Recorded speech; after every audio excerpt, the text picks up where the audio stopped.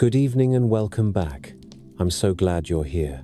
Tonight, we're exploring one of the oldest and most intriguing legends in ancient history, the story of Hyperborea. What was this mysterious land said to exist beyond the North Wind? Was it a real place once known to the ancient Greeks, or just a symbol of perfection and peace that existed only in myth? And why did so many philosophers, explorers, and writers across centuries believe it might have been real? We'll look at where the idea of Hyperborea began, how it was described in ancient Greek texts, and how it has continued to inspire stories about hidden continents and lost civilizations.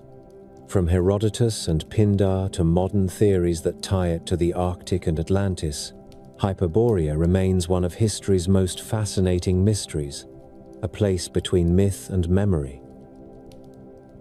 As always, I'd love to know, where in the world are you listening from, and what time is it for you? Whether you're here to relax, to drift towards sleep, or to explore the quiet corners of history, I'm glad you're with me. Now, let's begin. On Delos, the sun is a constant companion. The white stones of the sanctuary hold its warmth through the afternoon, and even in winter there is a brightness that does not quite fade.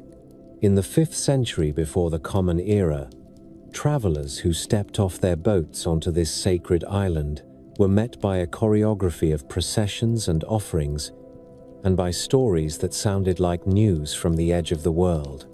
Herodotus came here and recorded one of them. Gifts, he was told, once arrived for Apollo from a people who lived beyond the North Wind. The presents were bound in straw and passed from hand to hand across continents, a relay that began in a country that no Greek he knew had ever seen. The tale was recited as ritual memory. There had been 2 maidens, Hyperoche and Laodice, who had journeyed long ago from that distant land, and there had been escorts who did not return. Afterward, the Hyperboreans trusted the relay. The offerings still came. Hyperborea means simply beyond Boreas. The winds of Greek cosmology were not abstractions, but personalities who lived in place. Boreas himself belonged to the north and was imagined to dwell in Thrace, a mountainous region that marked for many a boundary between the known and the uncharted. To say that something lay beyond Boreas was to push it into a conceptual space as much as a geographic one. There were mountains there, said some, the Riphean range, and on the other side of those heights the north wind could not blow. There a different climate reigned. The Hyperboreans lived in perpetual spring.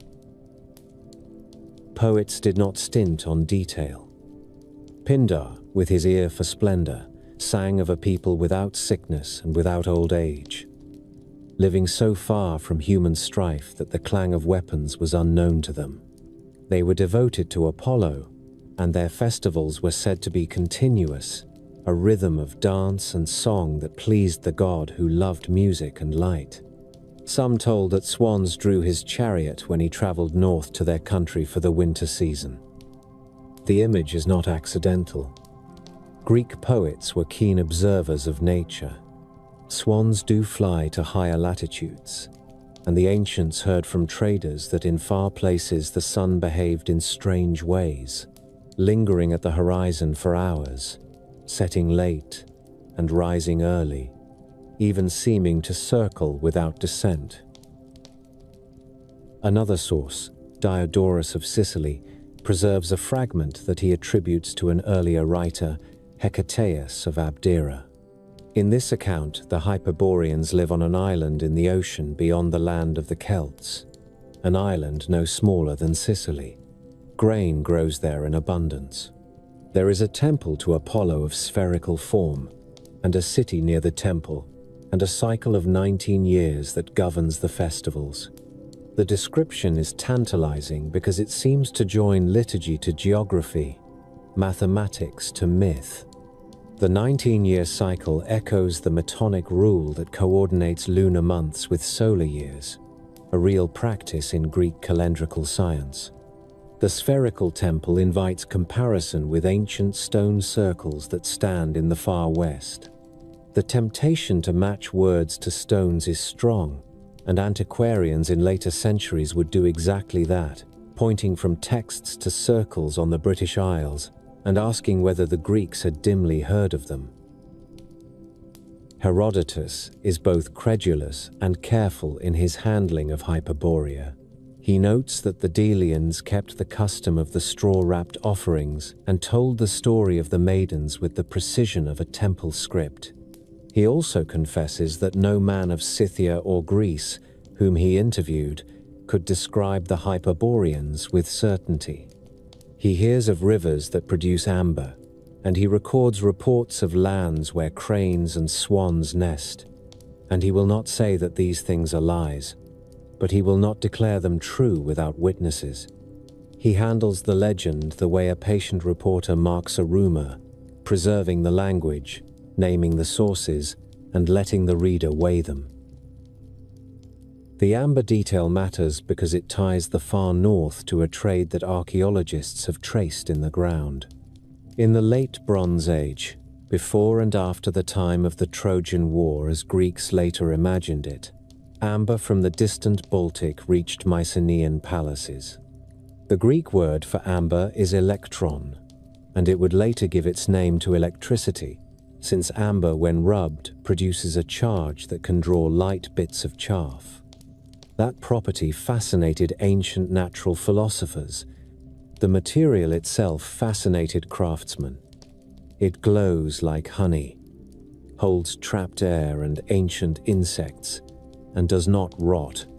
If Greek traders learned that the richest stores of amber lay far to the north where the sea is cold and pine forests stand close to the shore, Hyperborea may have absorbed that information.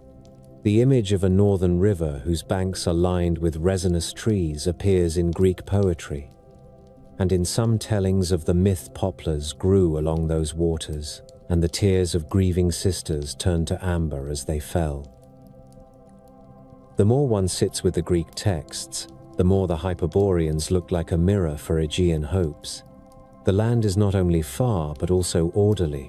There are priestly families called the Boreads who govern wisely.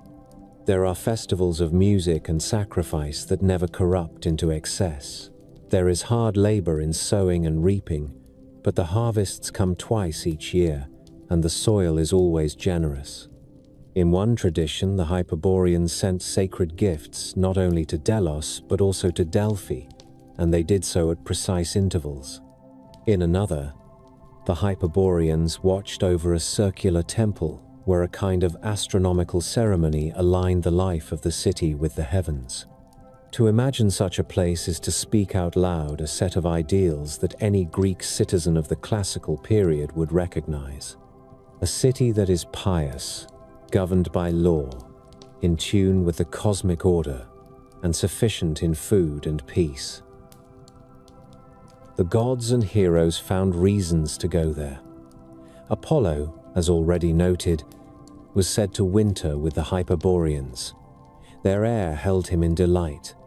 In some tales, his mother Leto herself came from Hyperborea, and her journey to Delos to give birth becomes a thread that stitches polar north to Aegean center.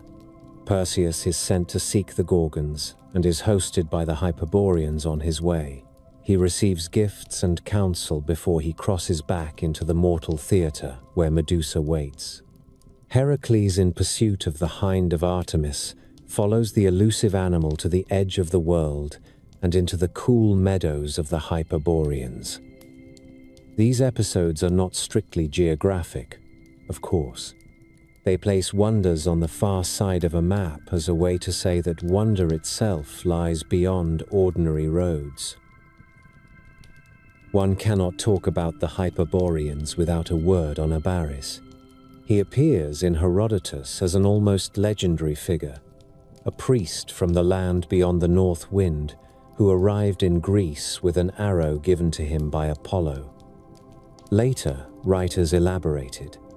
Abaris could travel on the arrow without eating, and was a healer of bodies and a knower of prophecies. He seemed to Greek imaginations a kind of northern shaman, a man in whom the wisdom of a distant temple had been condensed into a single portable object. Whether he is a literary invention or the echo of a real traveler from Scythia who impressed audiences with his austerity, Abaris became a cipher for the idea that the North might hold strange knowledge. There is a sober backdrop to all this. Greeks did not live in a sealed world. They traded with peoples along the Black Sea and up the Danube. Thracian and Scythian names appear in their inscriptions.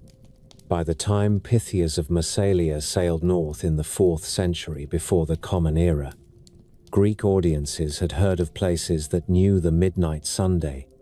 Pythias came back with a report of an island called Thule, where the summer day stretched unending, and where the sea congealed into a thick, gelatinous substance that ships could not easily part.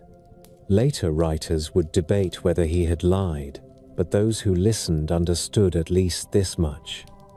There were lands where Boreas was near at hand, and where the rules of sunlight did not match the Aegean. The Hyperborean myth absorbs these scraps of data and makes of them a landscape. The climate is gentle because mountains break the north wind. The daylight is strange because the sun lingers near the horizon so long that the difference between day and night blurs.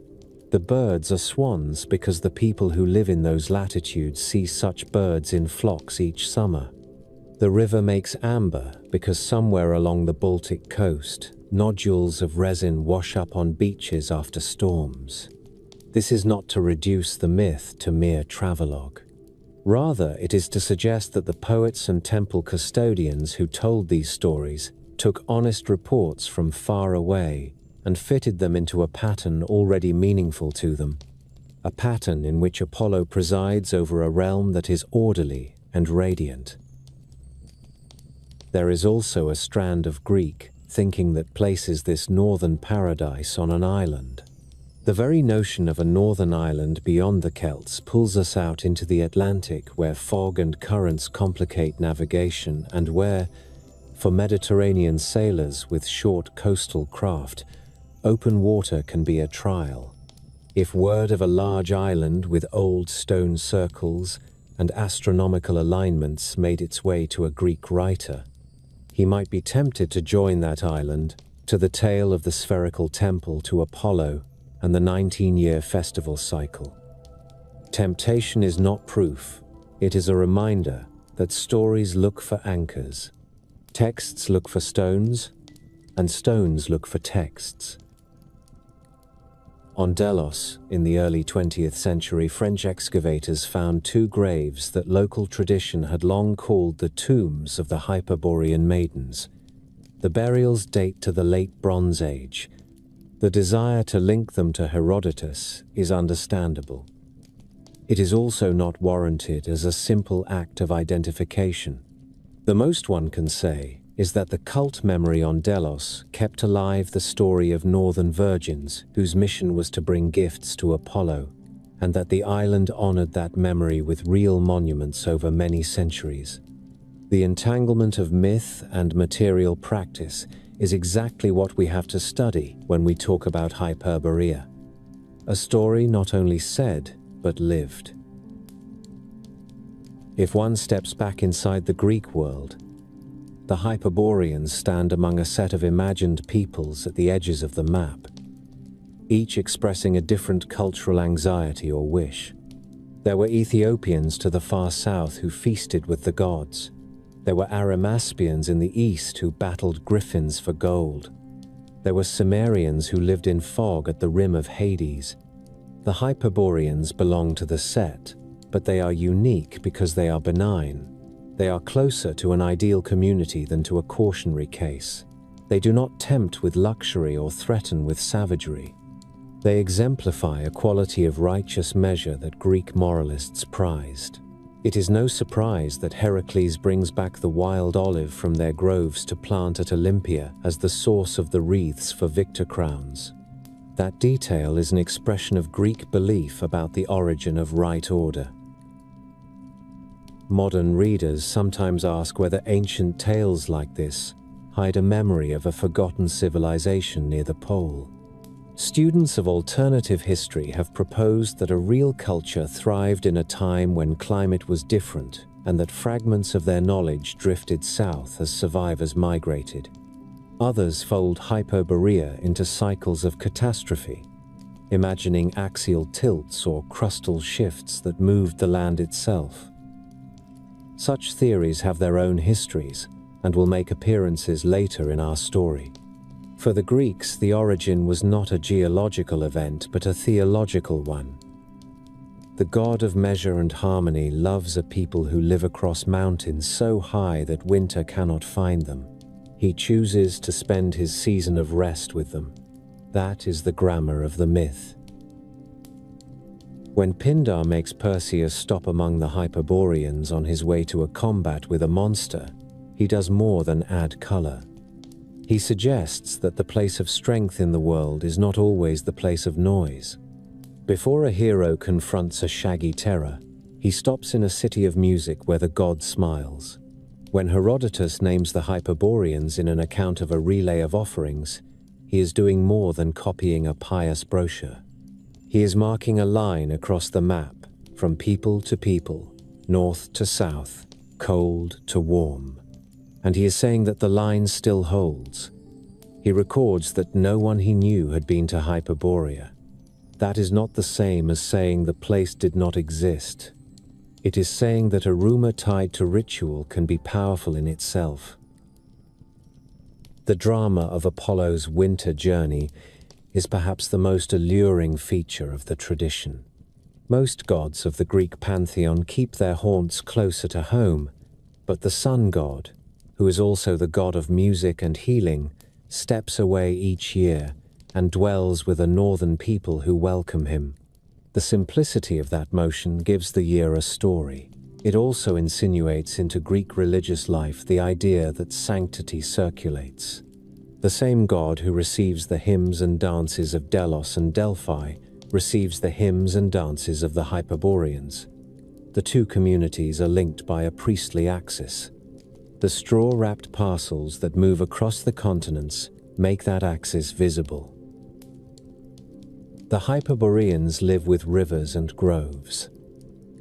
The image of groves carries a charge in Greek religious imagination. It calls up law and boundary, the place set apart from the city where oaths are spoken and sacrifices made. To place Apollo among trees is to say that nature itself is a temple when it is ordered. The dance of the Hyperborean festivals is not wild but measured, and the god smiles when measure is kept. The sovereignty of their chieftains, the Boreads, is said to be gentle and inherited, a priestly line that governs in seasonal concord. This is a political ideal folded into fable. There are reasons the story persisted.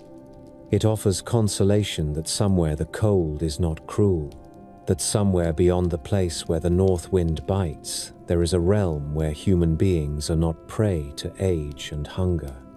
It offers a model for how to conduct the affairs of a sacred city. In Delos and at Delphi, where sacred economies depended on assured flows of offerings and pilgrims, the story also gave warrant to rituals whose meaning needed renewal in each generation. To name Hyperborea in a procession was to rehearse the whole reach of Greek identity from the island's center out to the imagined rim. From time to time, later writers folded the Hyperboreans into lists of peoples in the encyclopedic manner, and the details there grow schematic.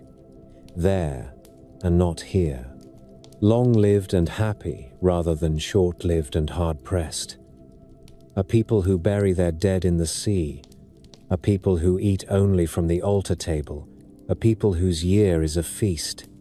These are not observations from expedition journals. They are elements in a mosaic the Greeks made for themselves, and then bequeathed to Rome and to the world of Christianized antiquity that followed. The slice of the story that matters for this chapter is the first one.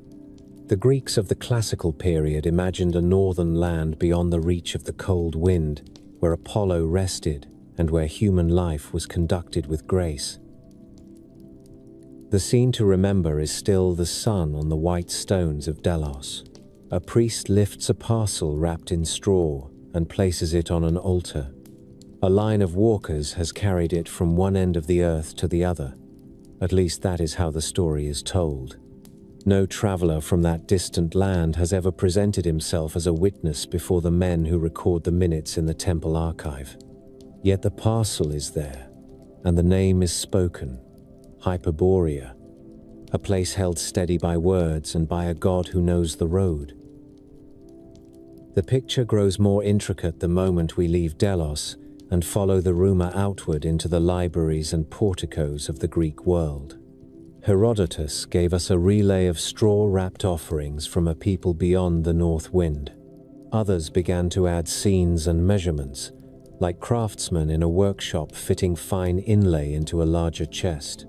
In the 5th century before the Common Era, a poet in Thebes, a geographer in Asia Minor, a priest at Delphi, and a traveler from Massalia all tried to set Hyperborea in words that would hold.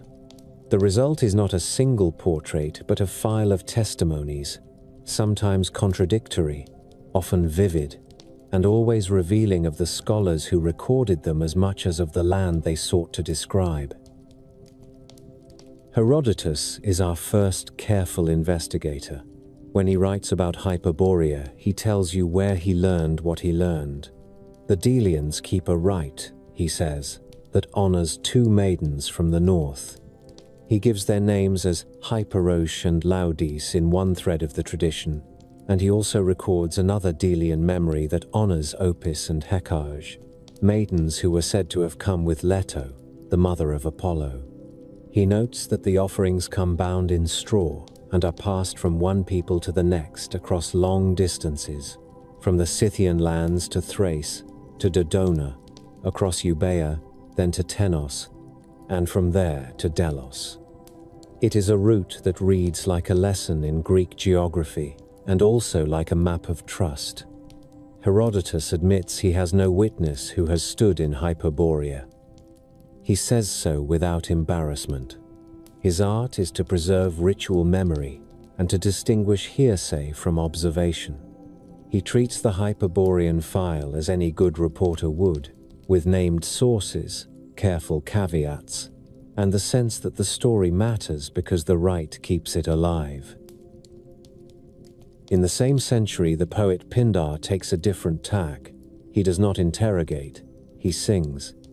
In his 10th Pythian ode, he places Perseus among the Hyperboreans on the way to his ordeal. There are feasts there, he tells us, and processions, and a people who are friends to the god. They are free from sickness and from the bitterness of age. The language is all light and sound, lyres and choruses, and an air so clear that even the seasons seem to yield to an unending spring. Pindar also keeps a keen eye for the way myth can rearrange a map. He hints that events others place in Libya may be placed in the far north instead. That is not because he cared to deceive. It is because in his world, the geography of meaning is at least as important as the geography of coasts and islands. If a story about a hero fighting a monster serves better when it is set where the god of music spends his winter, the poet will move the scene.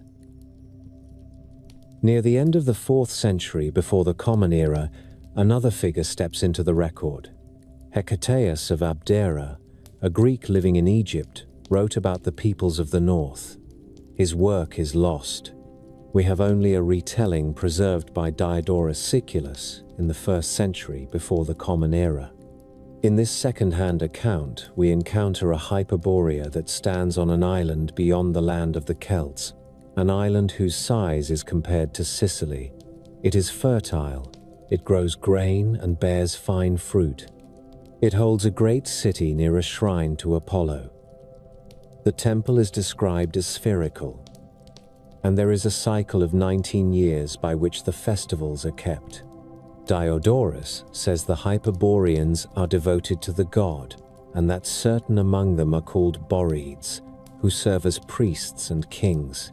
It is a tidy picture, and it bristles with details that entice a historian. The 19-year cycle is not an invention. Greek astronomers used it to align lunar months with solar years. The spherical temple invites speculation about rings of standing stones that the Greeks had never seen but might have heard of.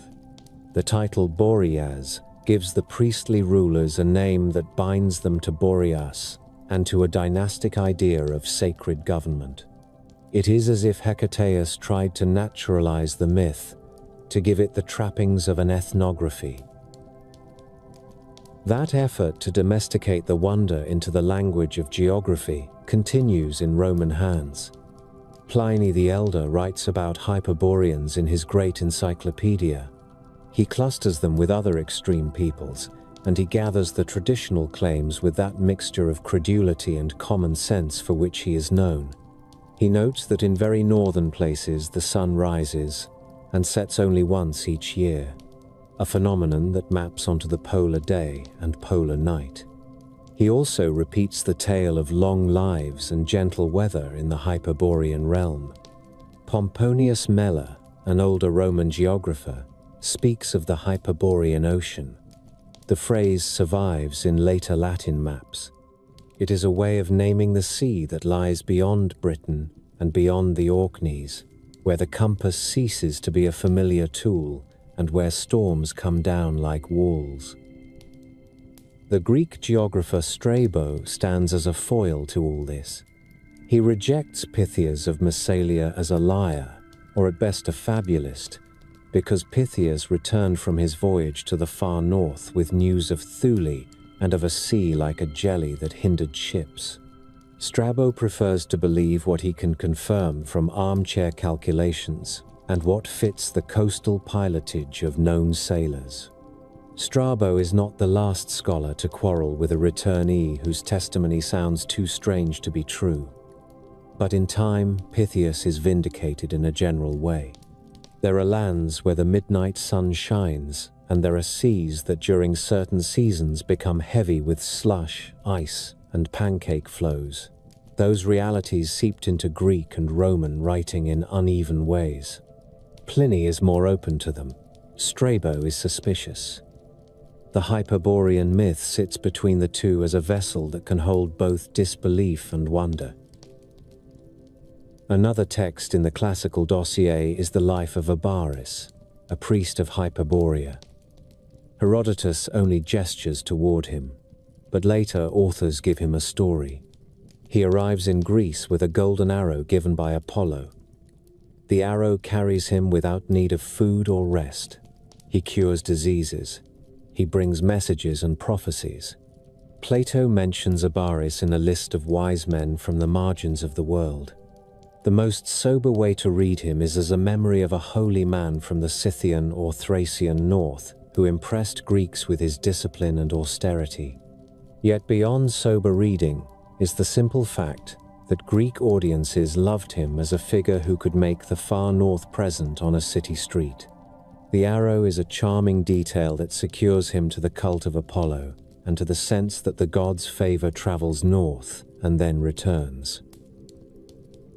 Delphi has its own attachment to Hyperborea, one that deepens the network of sacred roots that Herodotus described. A Delphic tradition claimed that an early temple there had been built by Hyperboreans, constructed of beeswax and feathers, which is as lovely and impractical a description as any in Greek literature. There is also the story that during the invasion of the sanctuary by Gallic tribes in the early 3rd century, before the Common Era, the Hyperboreans appeared as spirit allies to defend the god's precinct. The meaning of these stories is not in their literal content. It is in the way the greatest oracular center of Greece sought to anchor itself in a fraternity of sacred places that included the unknown north. Delphi, like Delos, wished to be the brother to a city whose god hosts him in winter. The Riphean Mountains play a crucial part in the mental map on which all these connections stand. Greek authors refer to them as a wall that holds back the north wind. They are placed sometimes north of Thrace, sometimes in the vastness that Greeks called Scythia, sometimes further still. They are not a single range anyone would recognize today. They are less a chain of peaks than a clause in a story. They explain how a land could sit at extreme latitude and yet be free of the brutality of winter. They show the Greek mind at work trying to turn a poetic paradise into a plausible landscape without giving up what most mattered about it, which was that it be a place fit for Apollo. One reason the Roman readers could hold the Hyperborean picture in mind with a clearer sense of direction is that the scientific geography of the empire improved the language with which to describe the north. Claudius Ptolemy, working in Alexandria in the 2nd century, gave the world a grid, lines of latitude and longitude by which the surface of the earth could be plotted. In Ptolemy you can find mention of an Oceanus Hyperboreus, the northern sea that girds the islands of Britain and the coasts of Germania. The label Hyperborean migrates from land to water, from gods to coordinates. On later Latin maps, the word becomes a title for the Great Sea that holds the ice pack. It is a small transformation, but a telling one. A mythic name is drafted into the practical service of navigation. The question that haunts these ancient pages is whether any of the Hyperborean portrait draws on real contact with northern peoples. There are suggestive signs. Baltic amber traveled south in the Bronze Age and Iron Age. It appears in Mycenaean graves and later in Greek and Etruscan jewelry. Conversely, Greek goods and styles traveled north into the world of the Nordic Bronze Age. The famous sun chariot from Trundholm, a bronze disc drawn by a horse, was cast in a distant north about the same time that Mycenaean palaces flourished. It speaks of a culture that watched the sun and staged its course across the heavens with ceremony. None of that proves a Delian priest ever shook hands with a Hyperborean envoy. It does suggest that stories about a people devoted to Apollo, whose festivals followed a 19-year rhythm, could have been nurtured by dim knowledge that there were northern peoples who set their lives by the strange paths of the Sunday. Roman authors supply little human detail beyond the stock attributes of remoteness and virtue. When Tacitus writes about Germanic peoples, he writes about forests and marshes and long nights. He does not name Hyperboreans. Yet the Roman imagination kept the word close at hand. Poets called a cold wind Hyperborean without pausing to distinguish the myth from the weather. The term became an adjective for any extreme of north, a way to signal that a person had come from the ultimate edge of the map. That casual usage tells us something subtle. The myth had fully entered the language. It no longer needed to be defended or explained, only invoked. The most delicate thread in the file, and the one that carries the greatest atmosphere of reality, remains the Delian practice that Herodotus recorded. Each year, sacred parcels were carried from hand to hand. Each year, Delos honored the names of maidens who had come from the north and never gone home. In the early 20th century, archaeologists uncovered graves on Delos that the islanders had long called the tombs of the Hyperborean maidens. The burials belong to the late Bronze Age. It is not wise to claim them as Hyperosh, or Laodis, or Opis, and Hecaiege. It is wise to say that a story of northern gifts was written into stone where people could touch it, and that the rites that moved those gifts across borders allowed Greek communities to imagine a connection with a people beyond the north wind that was not only poetic but practical. From time to time, through the Hellenistic age and into the early empire, compilers like Aelian and Pausanias folded one or another Hyperborean notice into larger works.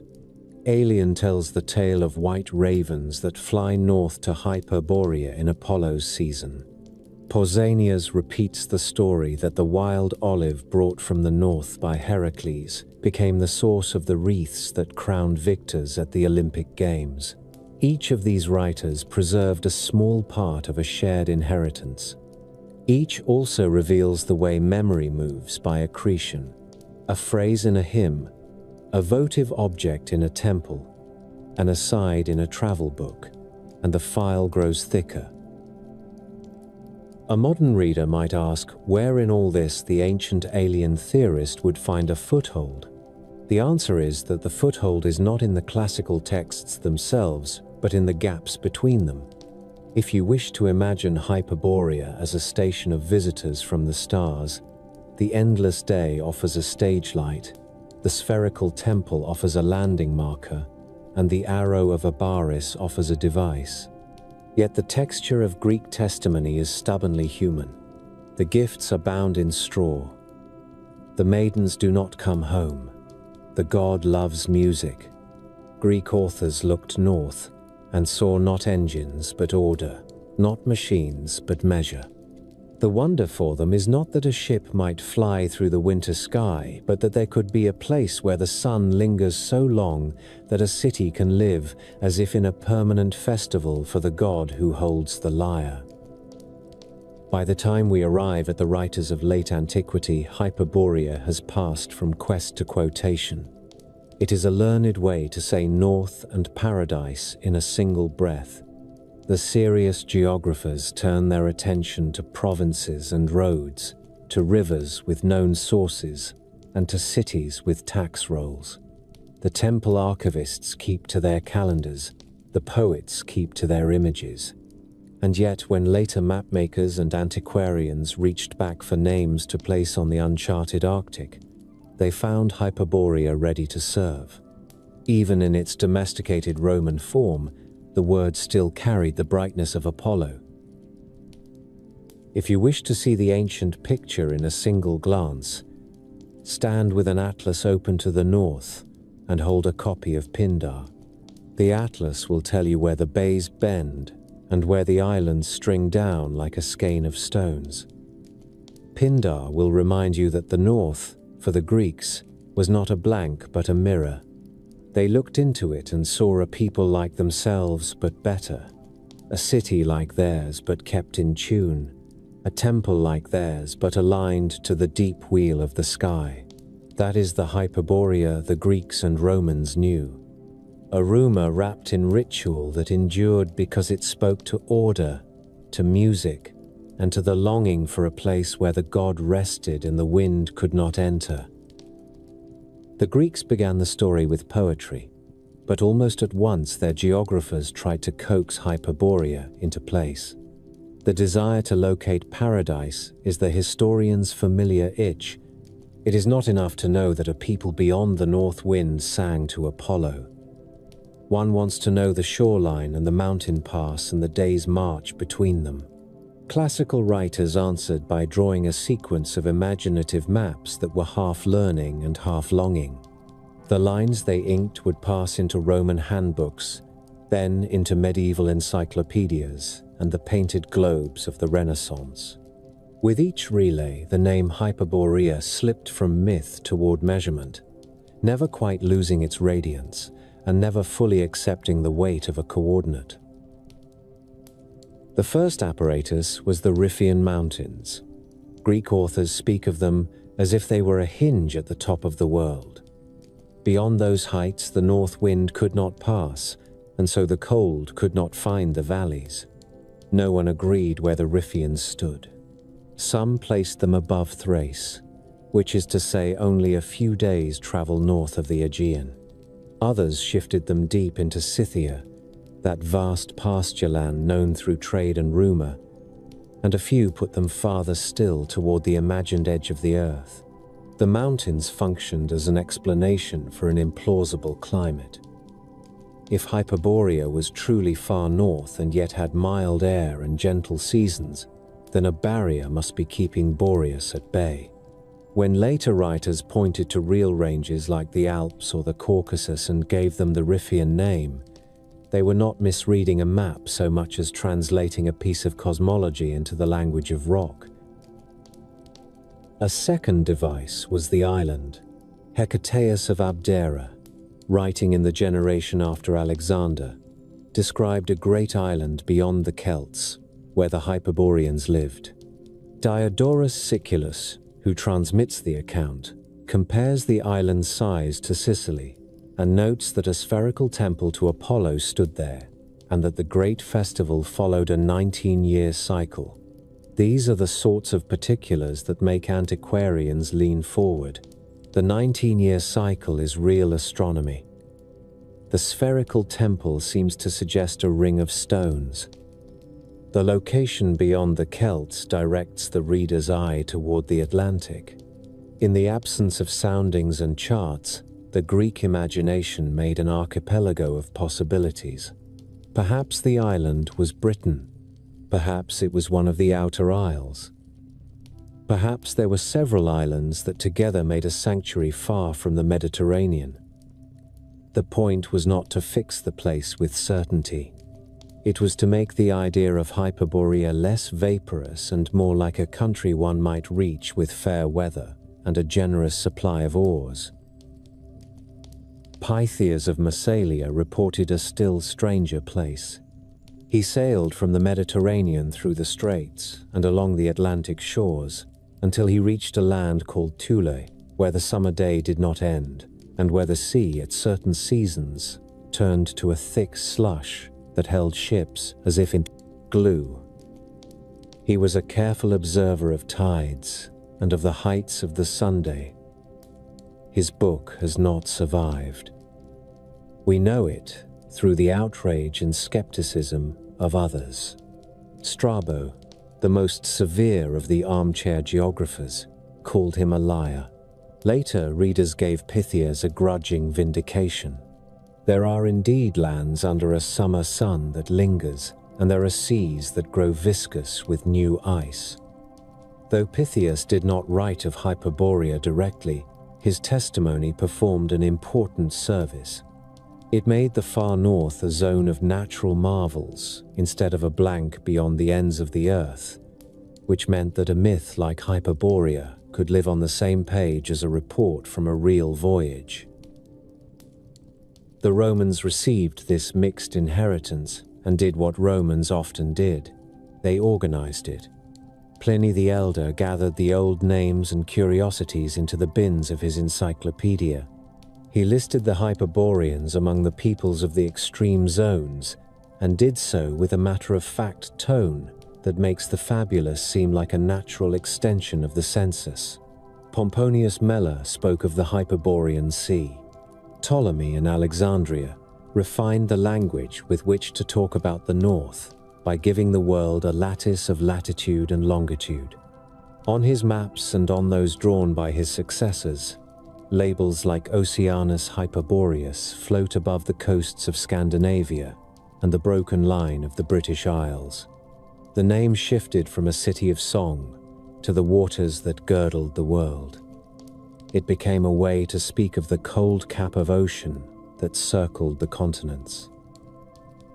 In these centuries, a subtle change took place. Hyperborea ceased to be only a rumor from temple ritual and became as well a convenience for anyone who wished to say north with an air of learning. Poets used the word Hyperborean to color a wind or a gale. Geographers used it as a tag for the northern sea. The more often it appeared, the easier it became to forget that it had once marked a holy city where Apollo rested. Yet the older meaning did not quite die. The Delian rites kept the old story alive in the memory of shrines and pilgrims. The coexistence of a spiritual geography and a practical one would prove important when the Middle Ages took custody of the file. Medieval writers inherited two classical habits. They liked to arrange the world in concentric zones of climate and culture, and they liked to populate the edges with wonders. The word Hyperborean appears less often, but the posture remains. Isidore of Seville placed the cold and the darkness at the top of the world and stocked the margins with marvels, sometimes moral and sometimes monstrous. The great Mappe Mundi that were painted in monasteries and cathedrals in the 13th and 14th centuries show a world that orients the sacred at the center and sets curiosity at the rim. The Hereford map, for example, spreads a field of stories across the parchment. The north is a place of strange peoples and hard seas.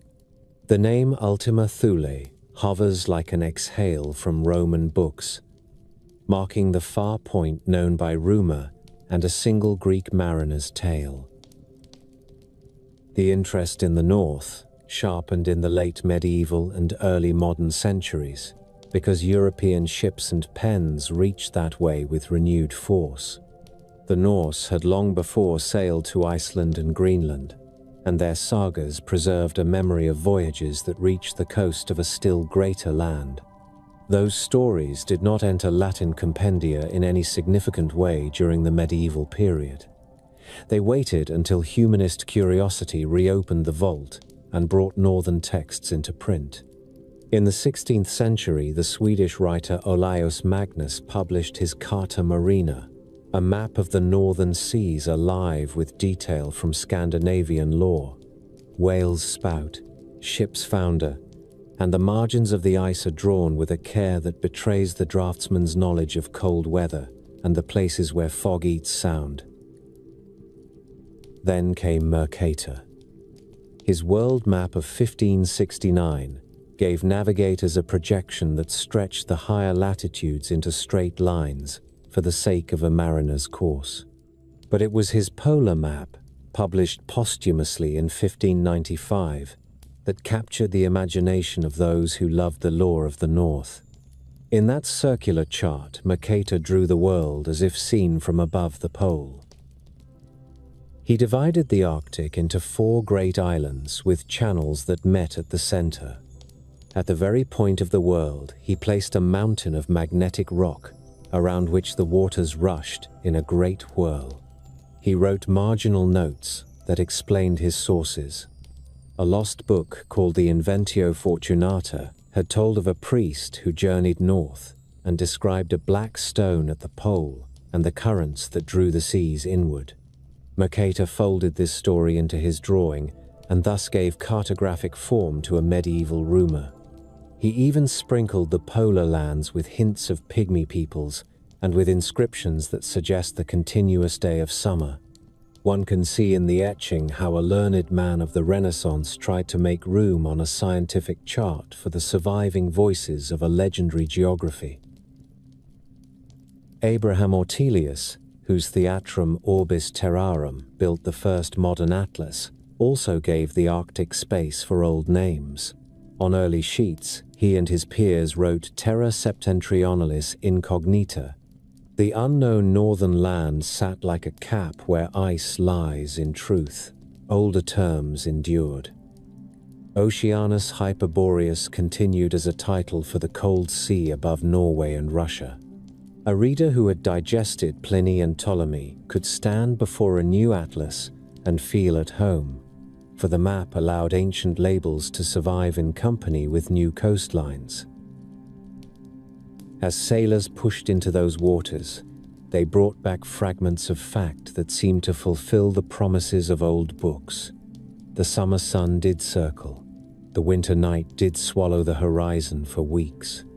Islands and ice fields did divide the sea into corridors and dead ends. Traders found amber washed up on beaches after storms. The Atlantic and Arctic together proved to be a world full of detail that the antique imagination had somehow foreseen and mistook for paradise. With each generation of learning, writers tried again to fasten Hyperborea to a specific shore. In Britain, the temptation to claim the honor of the Northern Temple took hold among antiquaries who were eager to give native stones a classical pedigree. The earliest gentlemen who measured Stonehenge and the circles of Avebury did so with Greek and Roman texts at their elbows. Some pointed to Diodorus and his mention of a spherical temple of Apollo and a 19-year cycle, then looked up from the page to a ring of megaliths that align with the solstice sunrise.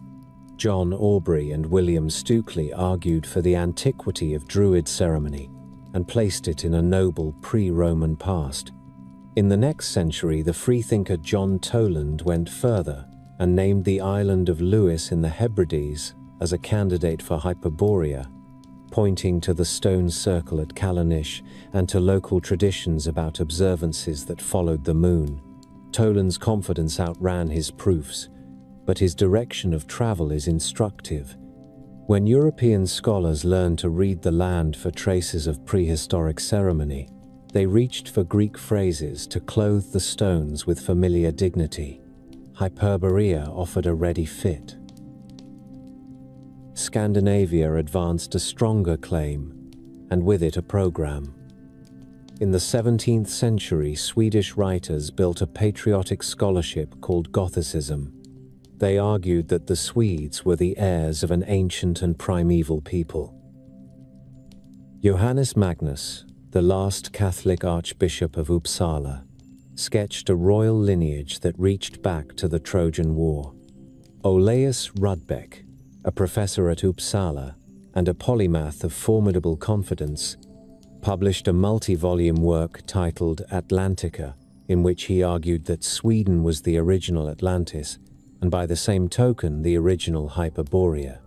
He read classical texts with a passionate eye for anything that could be made to correspond to Swedish rivers, lakes, and stones. He pointed to the long summer day as proof that the ancients had heard of northern latitudes. He pointed to local runic inscriptions and burial mounds, and imagined a noble science lost and then partially recovered. The argument was not only about prestige. It sought to convince Europe that the Nordic lands had given the classical world its first teachers. From there, it was only a step to national policy. If Sweden had once been the mother of civilizations, then the Swedish state deserved a wide influence in northern affairs. The link between Hyperborea and national identity did not stop at the Baltic. In Scotland and Ireland, antiquaries collected folklore about circular temples and sun worship and linked them to a grand northern wisdom. The word Hyperborean appears in prefaces and marginal notes as a sign that a writer is about to extend a local story into the wider web of ancient names. In Russia, which stretched toward the real pole, scholars and mystics would later claim in different keys that their land stood at the crossroads of a primeval northern culture. All of them benefited from the survival of classical vocabulary on Renaissance maps. To call the Barents Sea the Hyperborean Ocean was to make an argument every time a captain opened his chart case. Meanwhile, a quieter shift was underway in the technical language of navigation. The more ships logged magnetic variation and dead reckoning, the more cartographers understood that a magnetic pole and a geographic pole were not the same thing. The legend of a black rock at the world's point drew power in part because navigators experienced their compasses as instruments enchanted by the north. Mercator's note about the magnetic mountain reconciled this everyday wonder with the older polarity of myth. Modern science would loosen that knot. Hyperborea slowly ceased to be a plausible description of any one circumpolar feature. It remained instead a romantic label in the margins of practical sheets. There is a human story inside these atlases. When a sailor traced a course through icy straits, he watched puffins and whales and the swing of the midnight Sunday. When a parish scholar in England measured the shadow inside a stone ring, he read Greek odes and Roman summaries by candlelight and imagined the hands that set the stones. When a Swedish professor sketched a line from the Arctic Circle to Athens, he felt the pride of a small country pressing itself into the memory of the world. When a printer in Antwerp balanced old names with new coasts and cut them into copper, he He reconciled reverence for antique learning with the demands of a merchant who needed to sell maps to captains and kings. The cartographic tradition carries a second, more chastening lesson. For every learned connection that carried a hint of truth, there were 3 that were inventions of hope. There is no evidence that Diodorus meant Britain when he wrote of a northern island, though Britain is the easiest modern candidate. There is no evidence that Hyperborean priests built a spherical temple that still stands. The 19th year cycle is a real pattern in the sky, yet it appears in many traditions and proves nothing about a traveler's path. Mercator's 4 Arctic islands with their rushing channels and central rock make beautiful geometry, but they do not match the icebound cap that modern charts reveal. The sober reader is obliged to admire the craft without swallowing the fancies. The affectionate reader can also admit that the fancies kept certain words alive until the world had learned enough to test them.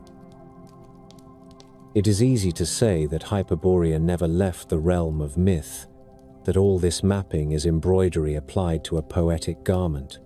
It is more precise to say that educated Europeans used Hyperborea as a way to think about the unknown. The name carried with it a promise that the edge of the world might be orderly and full of music rather than only dangerous. That promise softened the way for exploration. It furnished the imagination with a reason to confront frost and dark. Even when the word Hyperborean was only an elegant synonym for northern, it kept alive a faint echo of Apollo's lyre in a place where compasses shook and decks glazed over with ice. In that sense, the migration of Hyperborea from temple to map mirrors a larger story about how knowledge travels. A priest names the gift that arrives bound in straw. A poet names the city where the god rests. A geographer names the sea at the top of the world. A printer names the unknown land. A patriot names his country as the ancient source. The name holds across these changes because it is useful and beautiful. It lets a culture feel that the furthest place is not only wilderness, but also sanctuary. Not only ice, but also light. Stand for a moment with Mercator's polar map in mind. The sheet is a circle, latticed with degrees, ringed by notes in Latin, a visual argument that the world can be measured even where it has not yet been walked. There is a mountain at the center, rivers like spokes, islands like petals, and the sea humming in toward the heart of things. Somewhere in the distance, the Greek word beyond the north wind still whispers. It is less a claim than a mood.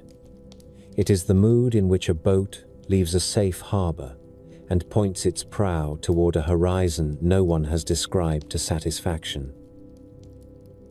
The cartographers had drawn their circles and labeled their seas, but the northern imagination did not end with the Renaissance.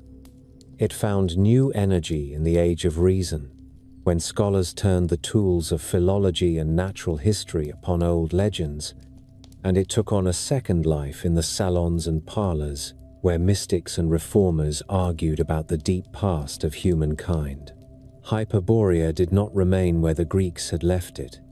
It crossed into the Enlightenment as a question, and into the 19th century as a magnet for credulity and invention, and then into the esoteric revival as a vision of beginnings.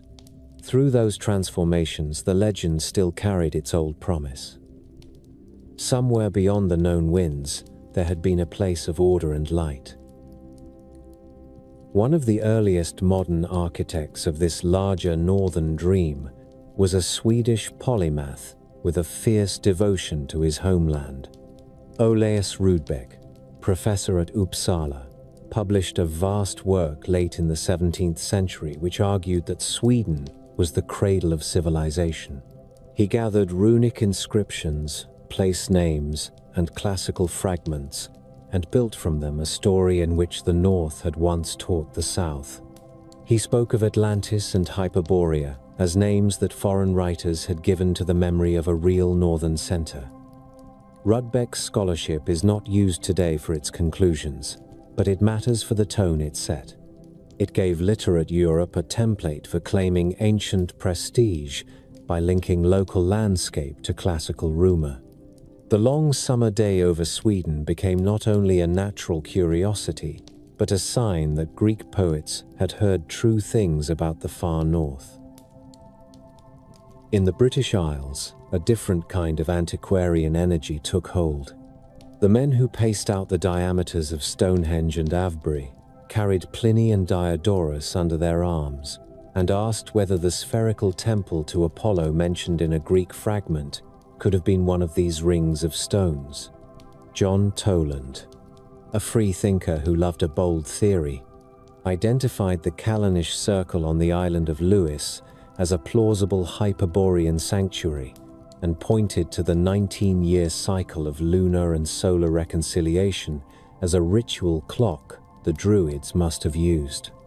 It was a pleasing marriage of text and stone. It also had a social function. It allowed British writers to fold their own prehistoric monuments into a worldwide conversation about origins, with Greek poetry granting a sheen of authority to windswept moors and standing stones. At the other end of Europe, a different kind of synthesis took shape. The Enlightenment stretched the reach of comparative study. Philologists began to see deep connections between languages, and from those connections they inferred ancestral peoples and journeys. Natural philosophers read ancient lights in the sky as coded observations rather than miracles. In this climate, a few daring writers proposed that the oldest human memories might be polar. William Fairfield Warren, a Boston scholar of wide reading, published a book in 1885 titled Paradise Found, which argued that the cradle of the human race had been at the North Pole. He combed scriptures, myths, and travel reports, and found in them a collage of clues that, taken together, seemed to point north. He believed that references to a world axis, to a central mountain, to a land of long day and long night were all recollections of a real geography in the high Arctic. His work sits at a crossroads where scholarship meets speculation. Warren's footnotes are real. His thesis is grand. He gave to a general public the intoxicating idea that Eden had once stood under the circling Sunday. Only a few years later, a different voice took that idea and set it within a new cosmology. Helena Petrovna Blavatsky, a Russian-born writer who founded the Theosophical movement, proposed a universe in which human beings evolved through cycles called root races. In her great work, The Secret Doctrine, published in 1888, she named one of those root races Hyperborean and set its home near the pole in an age when the Earth was different, and the beings that lived then were not yet of flesh as we know it.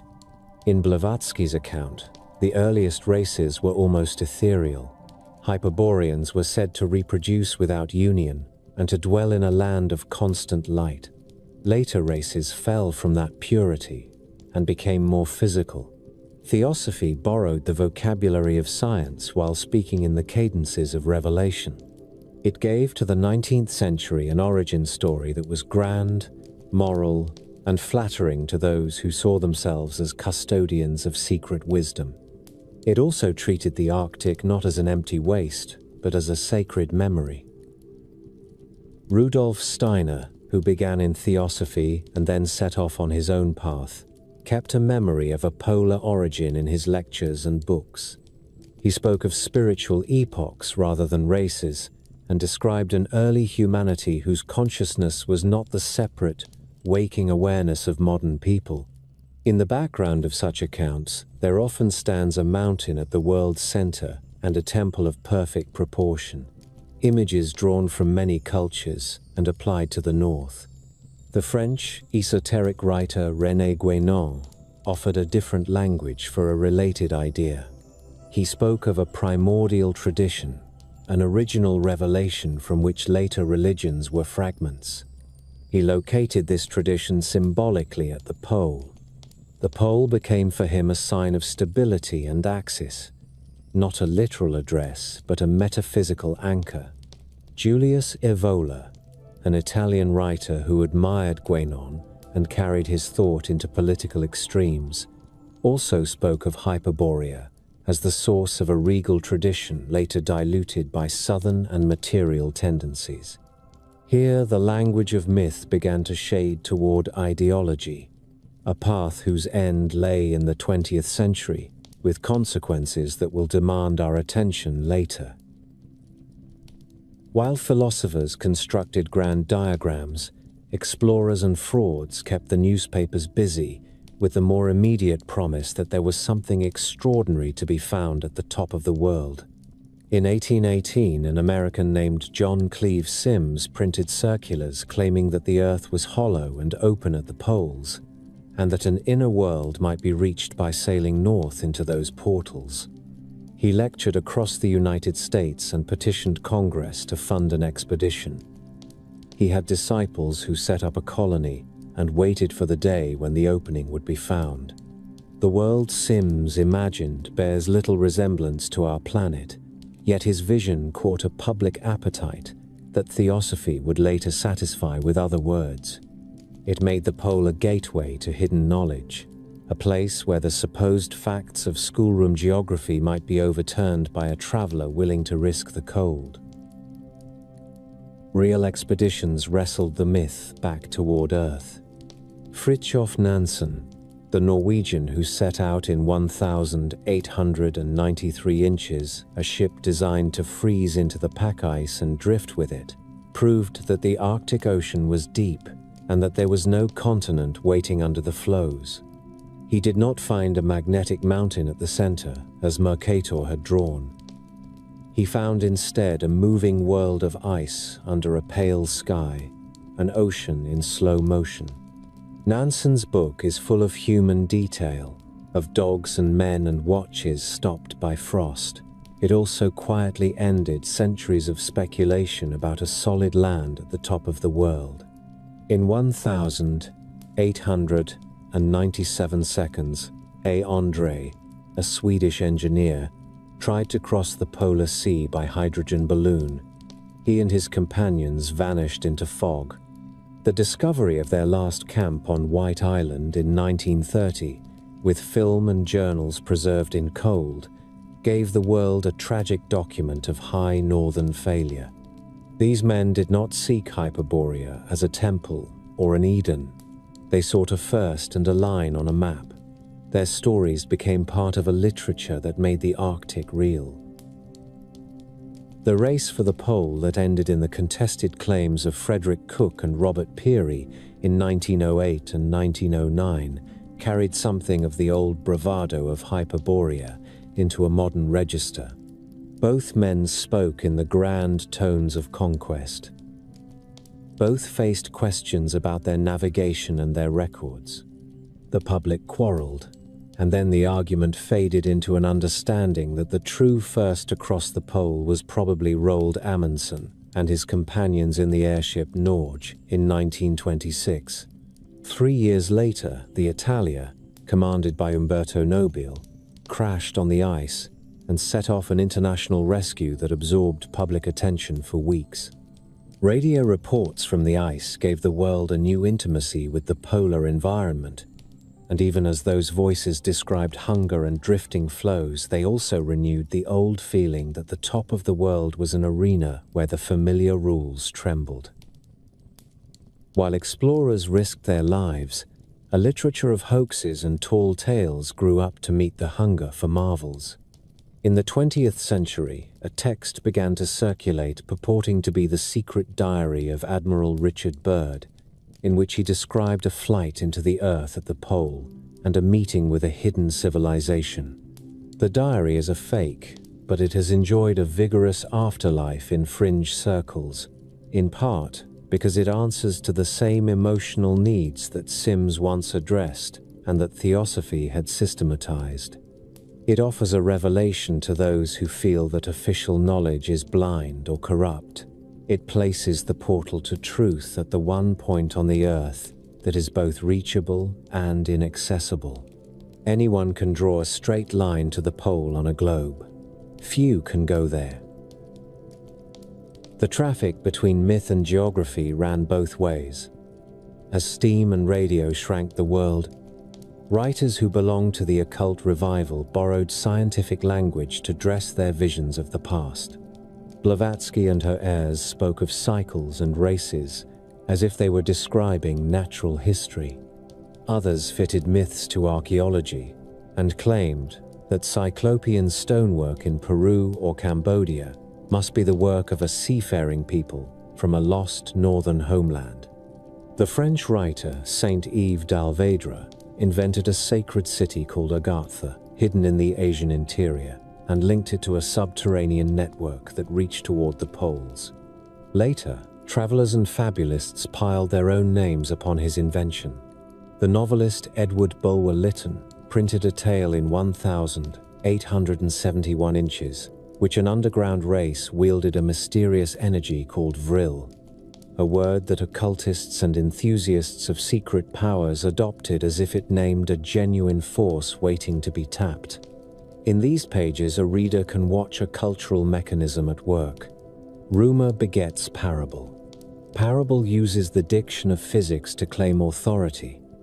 Soon there are diagrams of polar vortices and maps of ancient migrations that trace arrows from a white space at the top of the chart into the historical world. It would be a mistake to place all this on a shelf labeled credulity and pass by. Even the fanciful threads are braided with real curiosities and facts. There really is a 19-year cycle that brings lunar months into harmony with solar years. There really are lights at high latitudes that play across the sky in colors that seem to answer the strings of a god.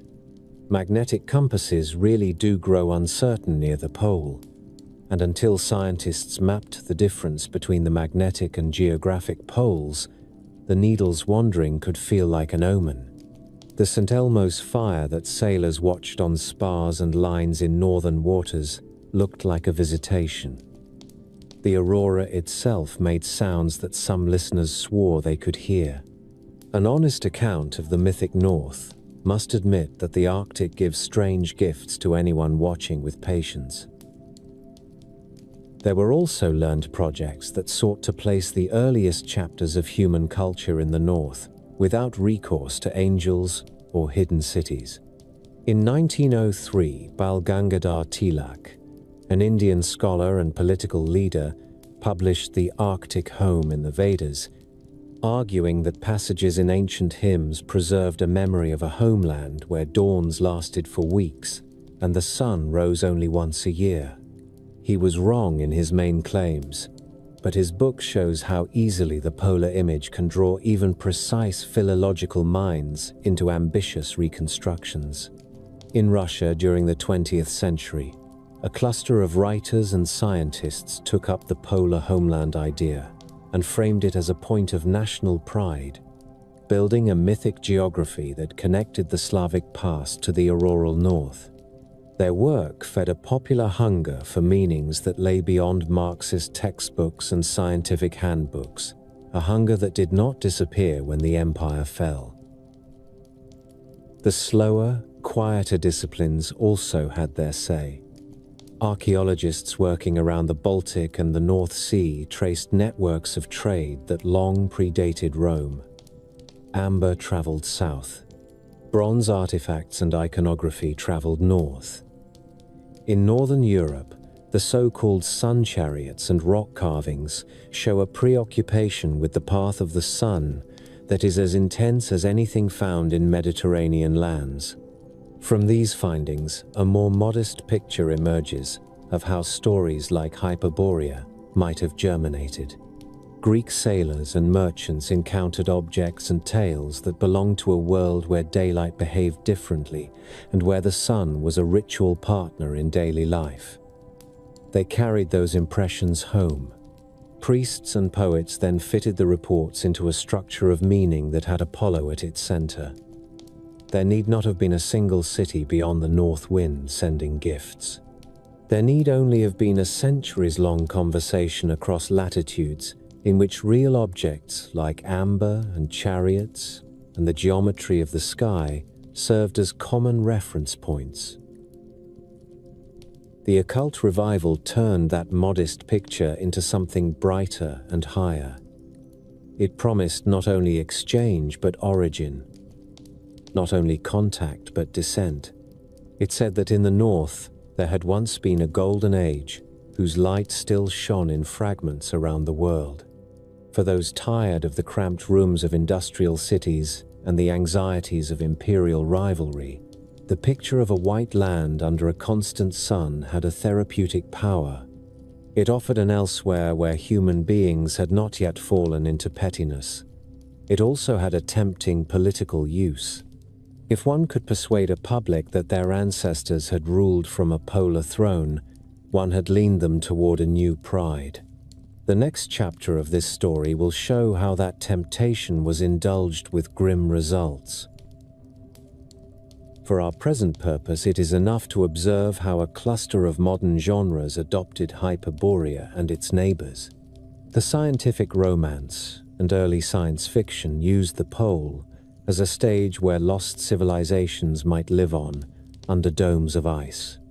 Popular magazines printed accounts of explorers who glimpsed an opening in the ice or a warm current that hinted at a hidden sea. Occult journals published diagrams that treated the pole as a chakra of the earth.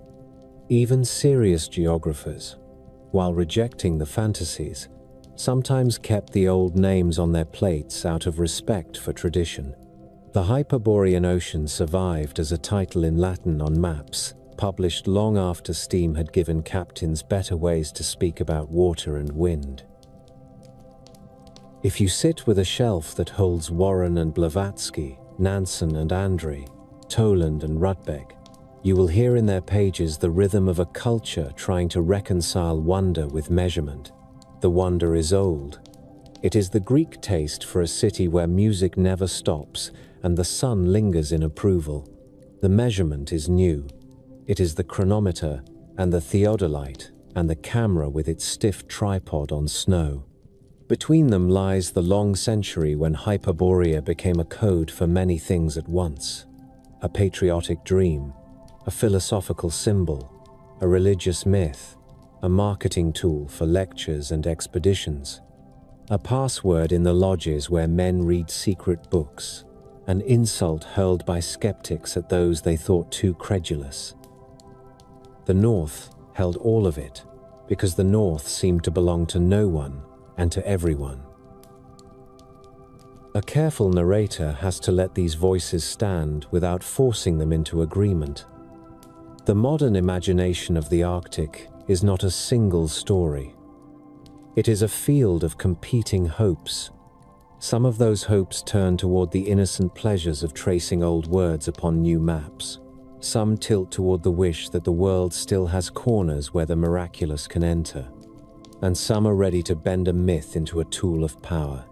When the lights in the sky ripple green and white across the horizon and a compass trembles in a gloved hand, it is easy to believe that the North is teaching something beyond the scope of charts.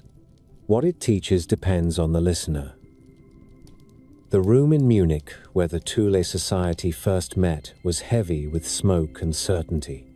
The year was near the end of the Great War, and the walls were hung with maps of the North. Men of letters and men of longing argued over the destiny of the German people. On the table lay a copy of a nationalist newspaper that the group would soon take over and rename with a title that would become famous. A carved figure of a swan rested beside a compass. The conversation kept returning to a word that carried more suggestion than fact. Thule, the ultimate North that poets had named. A place as much in the mind as on any mariner's chart. For the men around that table, the North was not just a direction. It was a promise that honor and order lay at the top of the world waiting to be claimed. The Thule Society did not invent the belief that the oldest wisdom came from cold latitudes. They inherited it from the writers we have met already. The Gothic antiquaries in Sweden who declared that their homeland was Hyperborea reborn. The British scholars who paced the stone rings and heard Apollo in the wind. The Theosophists who placed an early humanity under a circling sun beyond the mountain of the pole. The German-speaking world added its own fathers to this family. Guido von List wrote about secret runic teachings and proposed an ancient priesthood he called the Armanen. Jörg Lanz von Liebenfels published a magazine that tried to turn romantic ideas about race into a charter for rule. These were the tributaries that fed the new stream. The Munich Circle mixed their lore of Thule with a volatile brew of resentments born of defeat and humiliation. They made the North into a birthplace for a people they called Aryan, and they used that ancestry to authorize a politics that moved swiftly from salon to street. One of the men who walked between these worlds was Alfred Rosenberg. A Baltic German by birth, he arrived in Munich with a mind full of Wagner, of myth, and of arguments about race that were passing from pamphlets into dinner conversation and then into party programs. In the 1930s, he published The Myth of the 20th Century, a book that tried to give the movement a spiritual backbone. He spoke of a struggle between a Nordic world of order and an alien world of decay. He was vague when precision would have broken the spell, and precise when vagueness would have weakened the claim. He took the old word Aryan and gave it a meaning that ignored the philological debates from which the term had first migrated into public discourse. To say Aryan in his pages was to invoke a destiny rooted in a north that could be Thule or Hyperborea, as the reader wished. He offered a total explanation where facts were thin and a total consolation where pride wanted healing. No one in the regime was more enthralled by the past than Heinrich Himmler. From his headquarters in Berlin and from his favored castle at Wolfsburg, he set about building an institution that would furnish the state with an origin story. In 1935, he founded the Ahnenerbe, the Ancestral Heritage Research and Teaching Society. It gathered archaeologists, folklorists, linguists, musicians, naturalists, and mystics, and set them to work to find traces of a primeval Aryan culture. The official language spoke of science and research. The daily practice ranged from sober excavation to fantasy.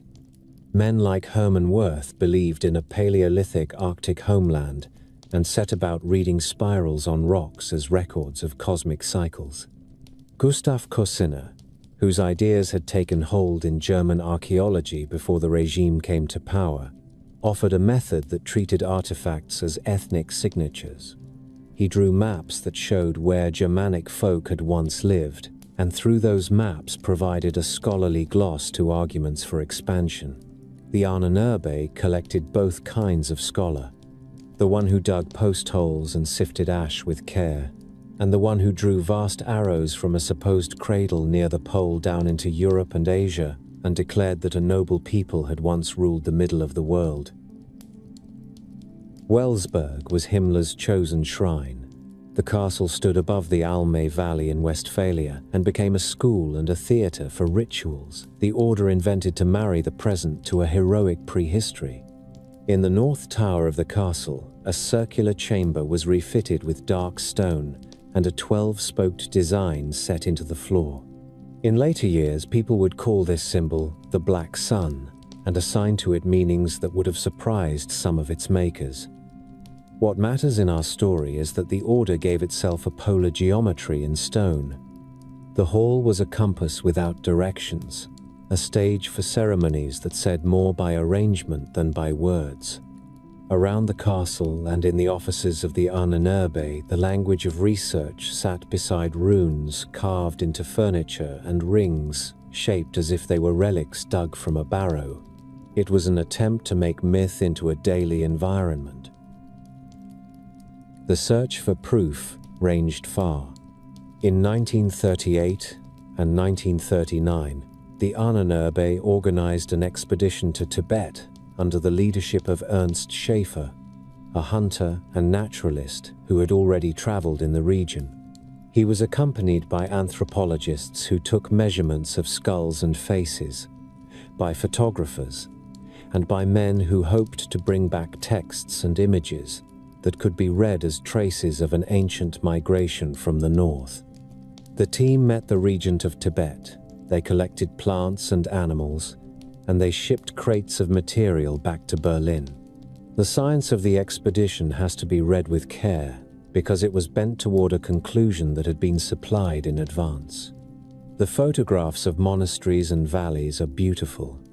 The tables of bone lengths and head shapes are the residue of a theory that believed human worth could be measured with calipers. Behind it all stood the conviction that somewhere in the high plateau of Asia, the Aryans had left a path from Hyperborea to the heart of the world. Closer to home, the Ahnenerbe funded digs at Germanic sites and sanctified ordinary prehistory by staging it in uniforms. At Externstein, a dramatic outcrop of rock in the Teutoburg forest, researchers hunted for evidence of a pagan observatory and an ancient cult of the Sunday. The rock has been a sacred place across centuries, but the proofs offered at the time were hasty and shaped to fit prophecy. In Brittany and in Norway and in occupied lands, teams collected songs and tales, flags and folk costumes. They measured stone chambers and cairns and tried to write them into a single epic that would anchor modern Germans in a vast northern fraternity. The turn toward the north also influenced the symbols of the state. The swastika long predated the regime and can be found in Asia and in the ancient Mediterranean, often as a symbol of the sun and of auspiciousness. In the hands of the movement, it became a flag that claimed authority from a supposed Aryan sky. Runic emblems were worked into badges and rings. Karl Maria Willigut, a retired officer with a talent for invention and a gift for convincing important men that he held the keys to an ancestral religion, became an advisor on these matters. He proposed a tradition he called Ermenism, in which an ancient noble faith had been suppressed by foreign influence. Himmler believed him for a time. Willigut helped design the death head ring given to officers and oversaw ceremonies that turned ranks and dates into a liturgy. The appeal of runes and the attraction of a polar center arose from the same hunger. They were concrete marks that embodied an otherwise vaporous claim of descent. Not all of the science harnessed to the myth came from the fringes. The use of Cosina's settlement archaeology was a grave distortion of a discipline that had real methods and real achievements. The study of Indo-European languages had developed through the 19th century with rigor and caution. It sketched patterns of sound change, reconstructed routes, and traced migrations in the mind rather than on the ground.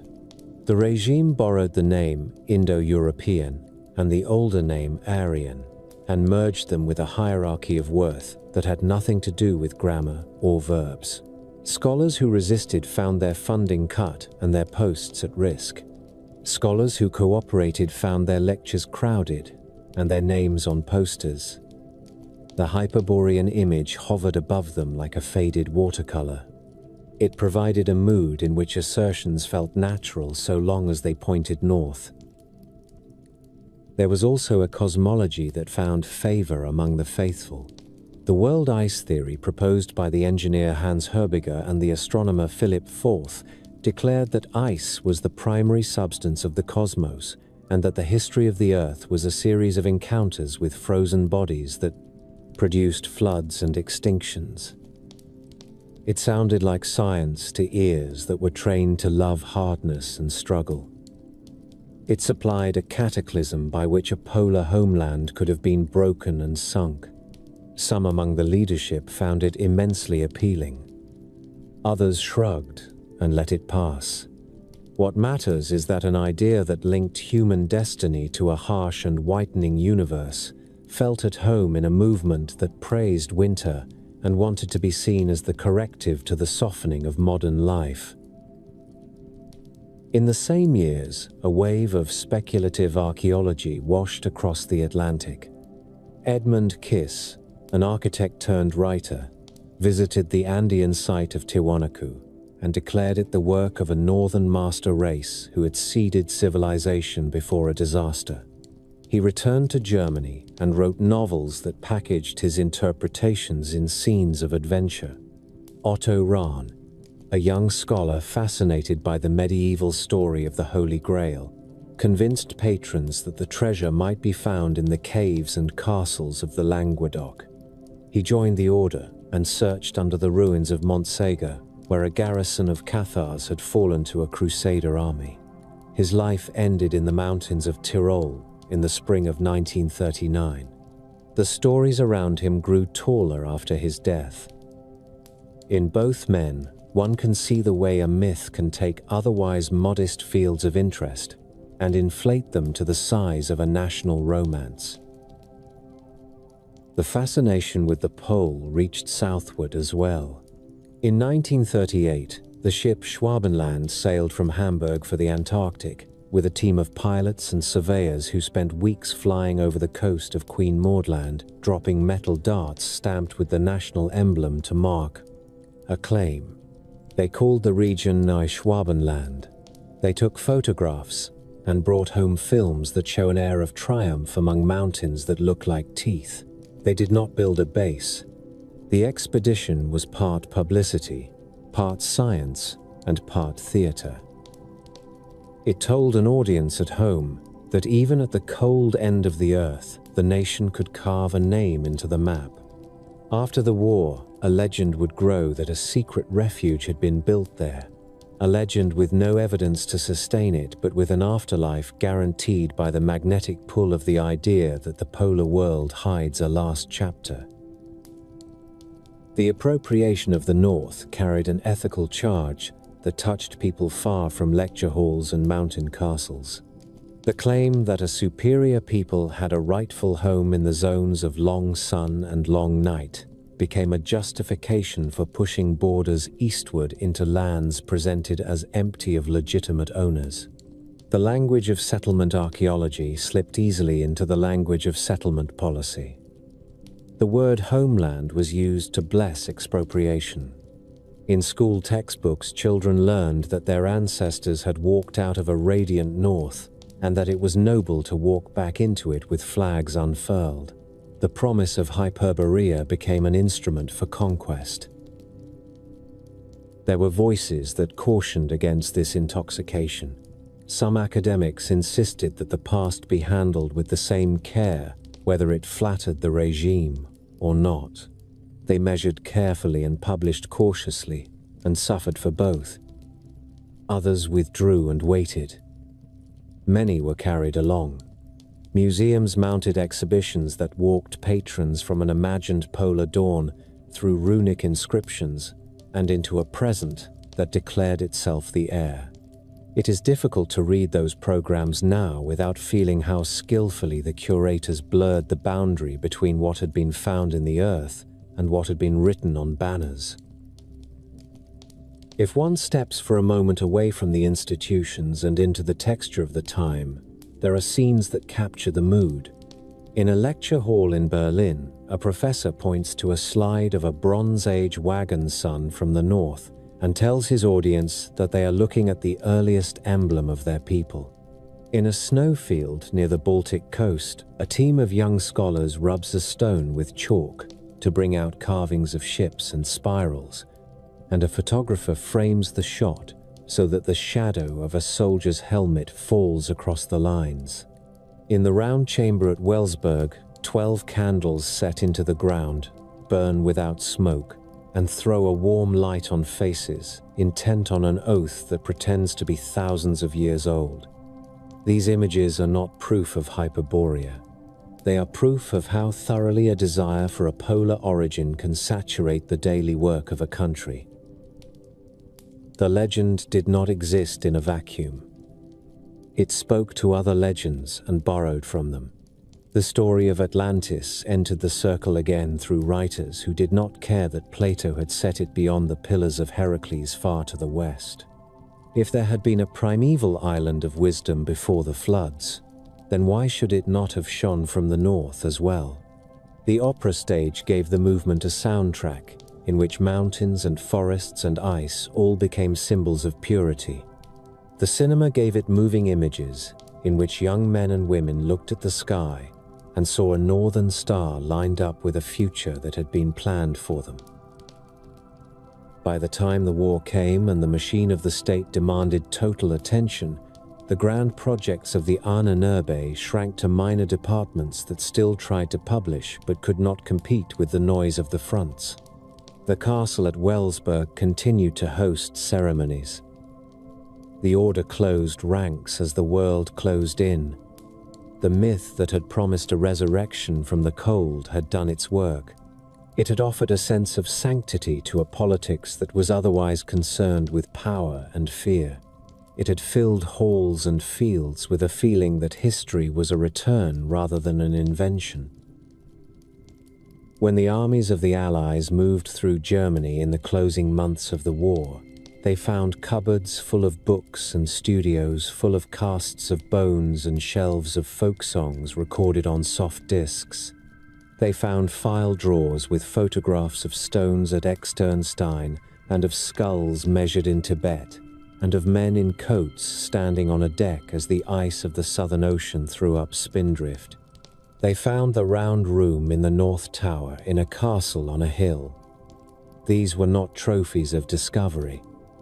They were props from a long play in which the North had been made to serve a purpose for which it was never meant.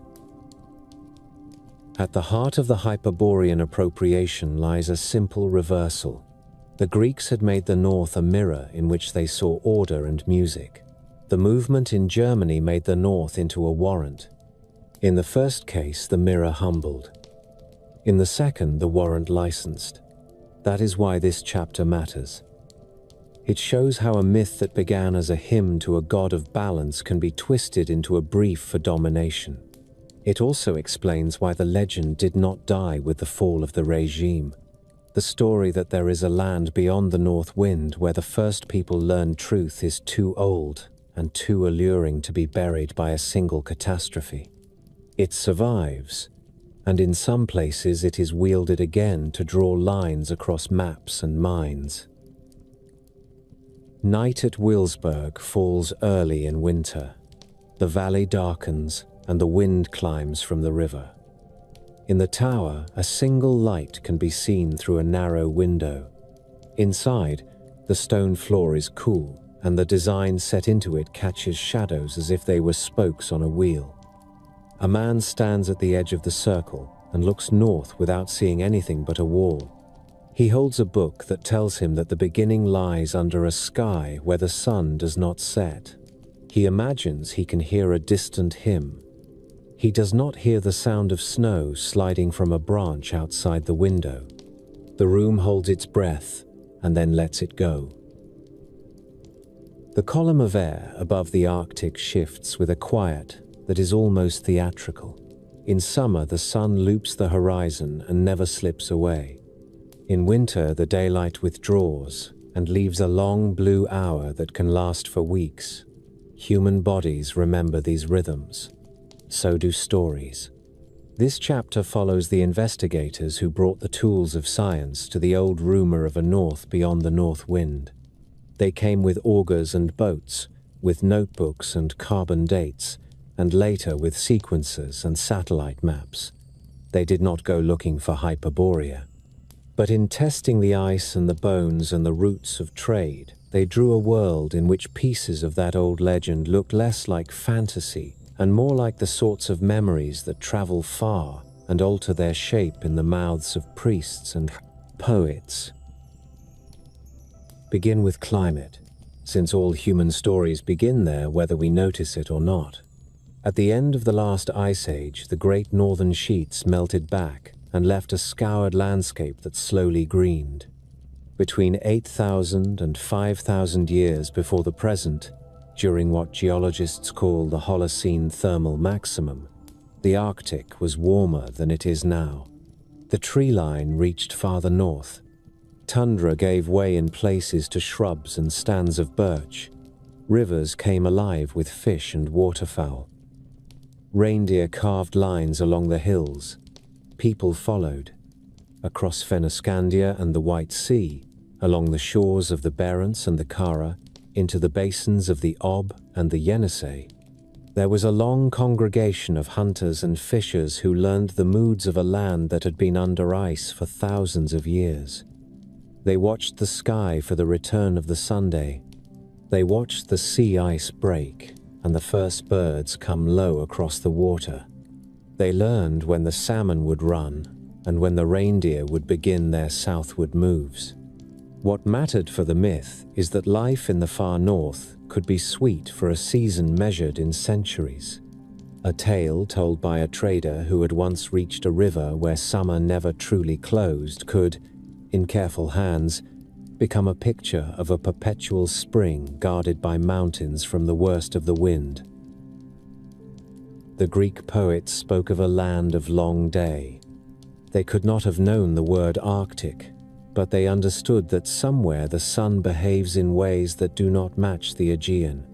Pythias of Massalia, who went north in the 4th century before the Common Era and came home to be called a liar by those who did not sail, said that he reached a place he named Thule, where the sea became a gelatinous slurry and where days stretched on as if the sun had grown tired and refused to set.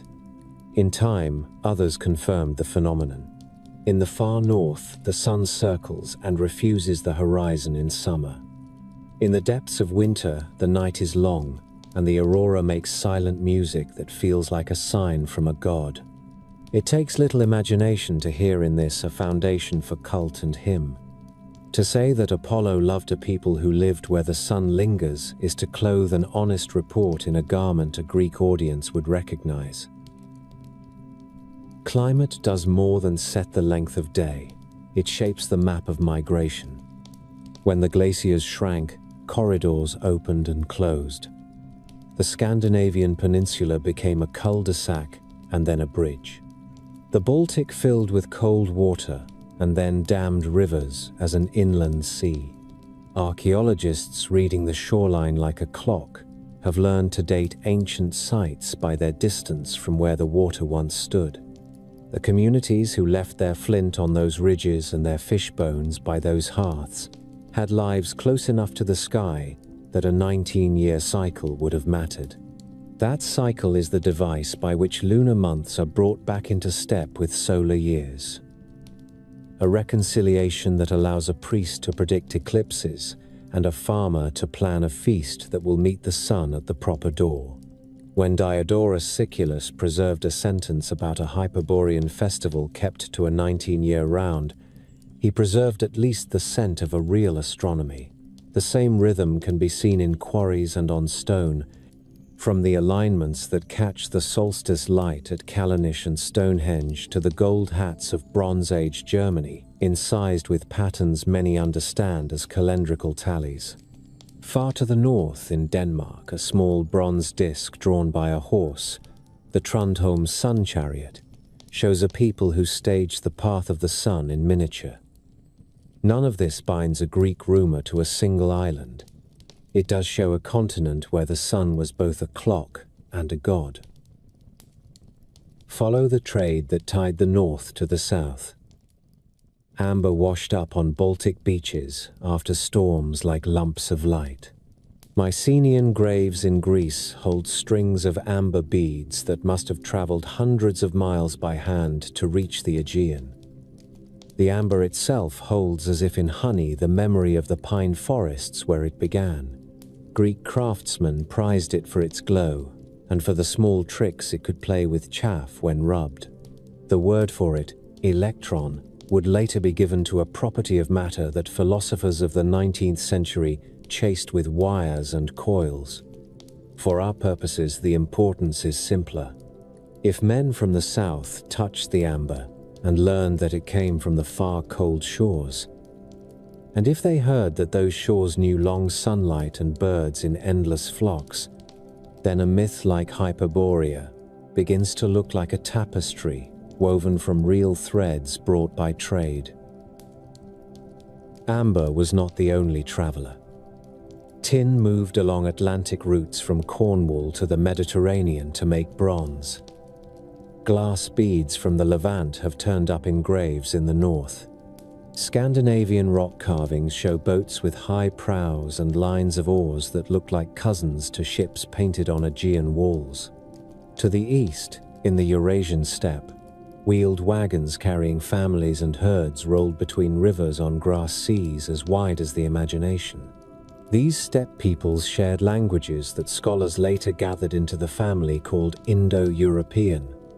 Their descendants in time placed horses and carts and a kind of sky god into many European and Indian lives. From the steppe they pushed west and north and south, sometimes slowly and sometimes like a tide. In the third millennium before the present, they reached the world of the corded ware culture in Central and Northern Europe, where pottery and burial rites and the shapes of tools changed. The result was not a replacement but a mixing. The geneticists who read living bones and ancient ones have traced this movement in the markers men carry on their Y chromosome and in the clusters that mothers pass to children in their mitochondria. They see lines called R1A and R1B swelling in places where the steppe currents came strong, and they see old maternal lines like U5 holding on from deep time. This is not a lesson in letters. It is a reminder that populations in the north and populations in the south were part of a single human weather system. Ideas and bodies moved together. Story moved with them. The same labs in which technicians tease ancient DNA from teeth and petrous bones also test the tales that anchor identity. There is no genetic sign for Hyperborea, but there is strong evidence that long before Herodotus and Pindar men and women moved between the Black Sea and the Baltic, between the Alps and the North Sea, between the steppes and the forested north, they brought with them songs and gods and the habits of making. When Greek listeners in the 5th century before the Common Era said that the Hyperboreans sent sacred gifts south by relay, they described a practice that looks like what traders already did. Hand to hand, village to village, river to river, down to the sea. Herodotus writes like a reporter because he is writing about a route that existed whether or not the names and the rites had the shape he believed. Across the far north, people learned to live in places that looked unkind to outsiders. The Sami followed reindeer and fished and wore color like a statement against the snow. Their drums carried images of the sun and of reindeer and of men traveling between worlds. Farther east, the Nenets and the Evenki and the Chukchi moved with herds and built tents with poles tied like ribs and slept while the wind sang along the lines. Many of their stories speak of a sky dome and of a world axis, and of animals that link heaven to ground. Greek readers would not have known these details. But it is not hard to imagine that a fragment came south in a trader's talk and found its way into a Greek sentence about a temple of Apollo, with a circle for a roof and a city where the god loves to rest. Science has a way of surprising by its very plainness.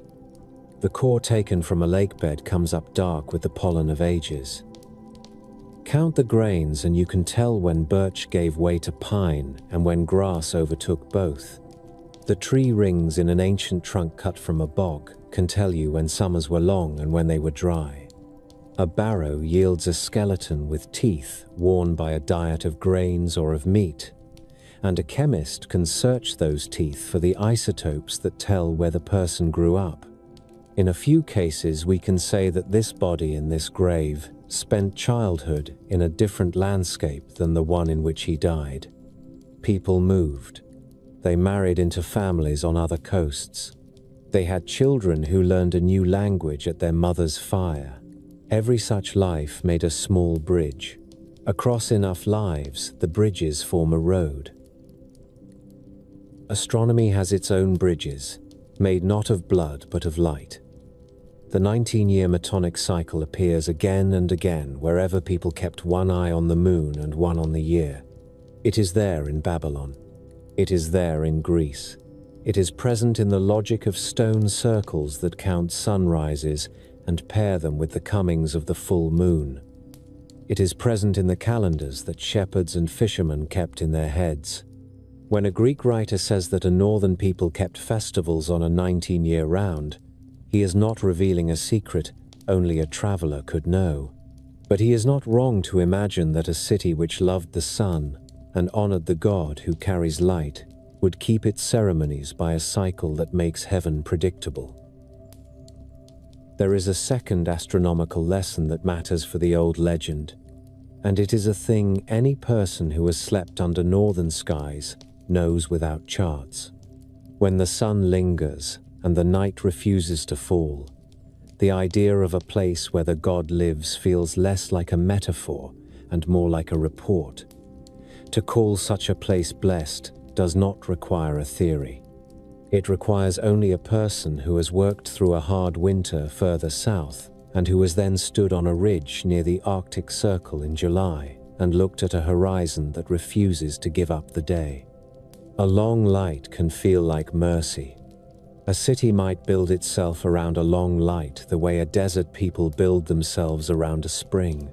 The myths that insist upon such a place are doing the work of human gratitude. The story of Delos and the Hyperborean maidens gains gravity when one remembers how much of the Greek sacred economy depended upon repeatable motions. Pilgrims came by water and by land to set wreaths and pour wine and touch statues with clean hands. Offerings moved as if by a tide. To describe the northern gifts as wrapped in straw and passed from tribe to tribe is to root the myth in the ethics of exchange. Someone must bind the parcel. Someone must walk with it to the next village. Someone must answer for it at the shrine. The names of the girls and the path of the gifts become a way to set a line from the edge of the known world to the god at the center. Archaeology does not certify the identities of Hyperosh or Laodice or of Opis and Hecate, but it does show that the island kept tombs for such maidens and honored them over many centuries. The Greeks did not merely talk about Hyperborea. They inscribed its people into stone and into the calendar. Modern science has also pried open the floor of the sea. Sonar has mapped the channels under the Arctic ice. There is no mountain of magnet at the center as Mercator drew. There are currents that circulate and pack the ice into spirals that look from above like a diagram for a mystery school. There are polynias where open water forms in winter because wind and current tear a hole in the skin. Birds and seals converge on those holes, and so do people.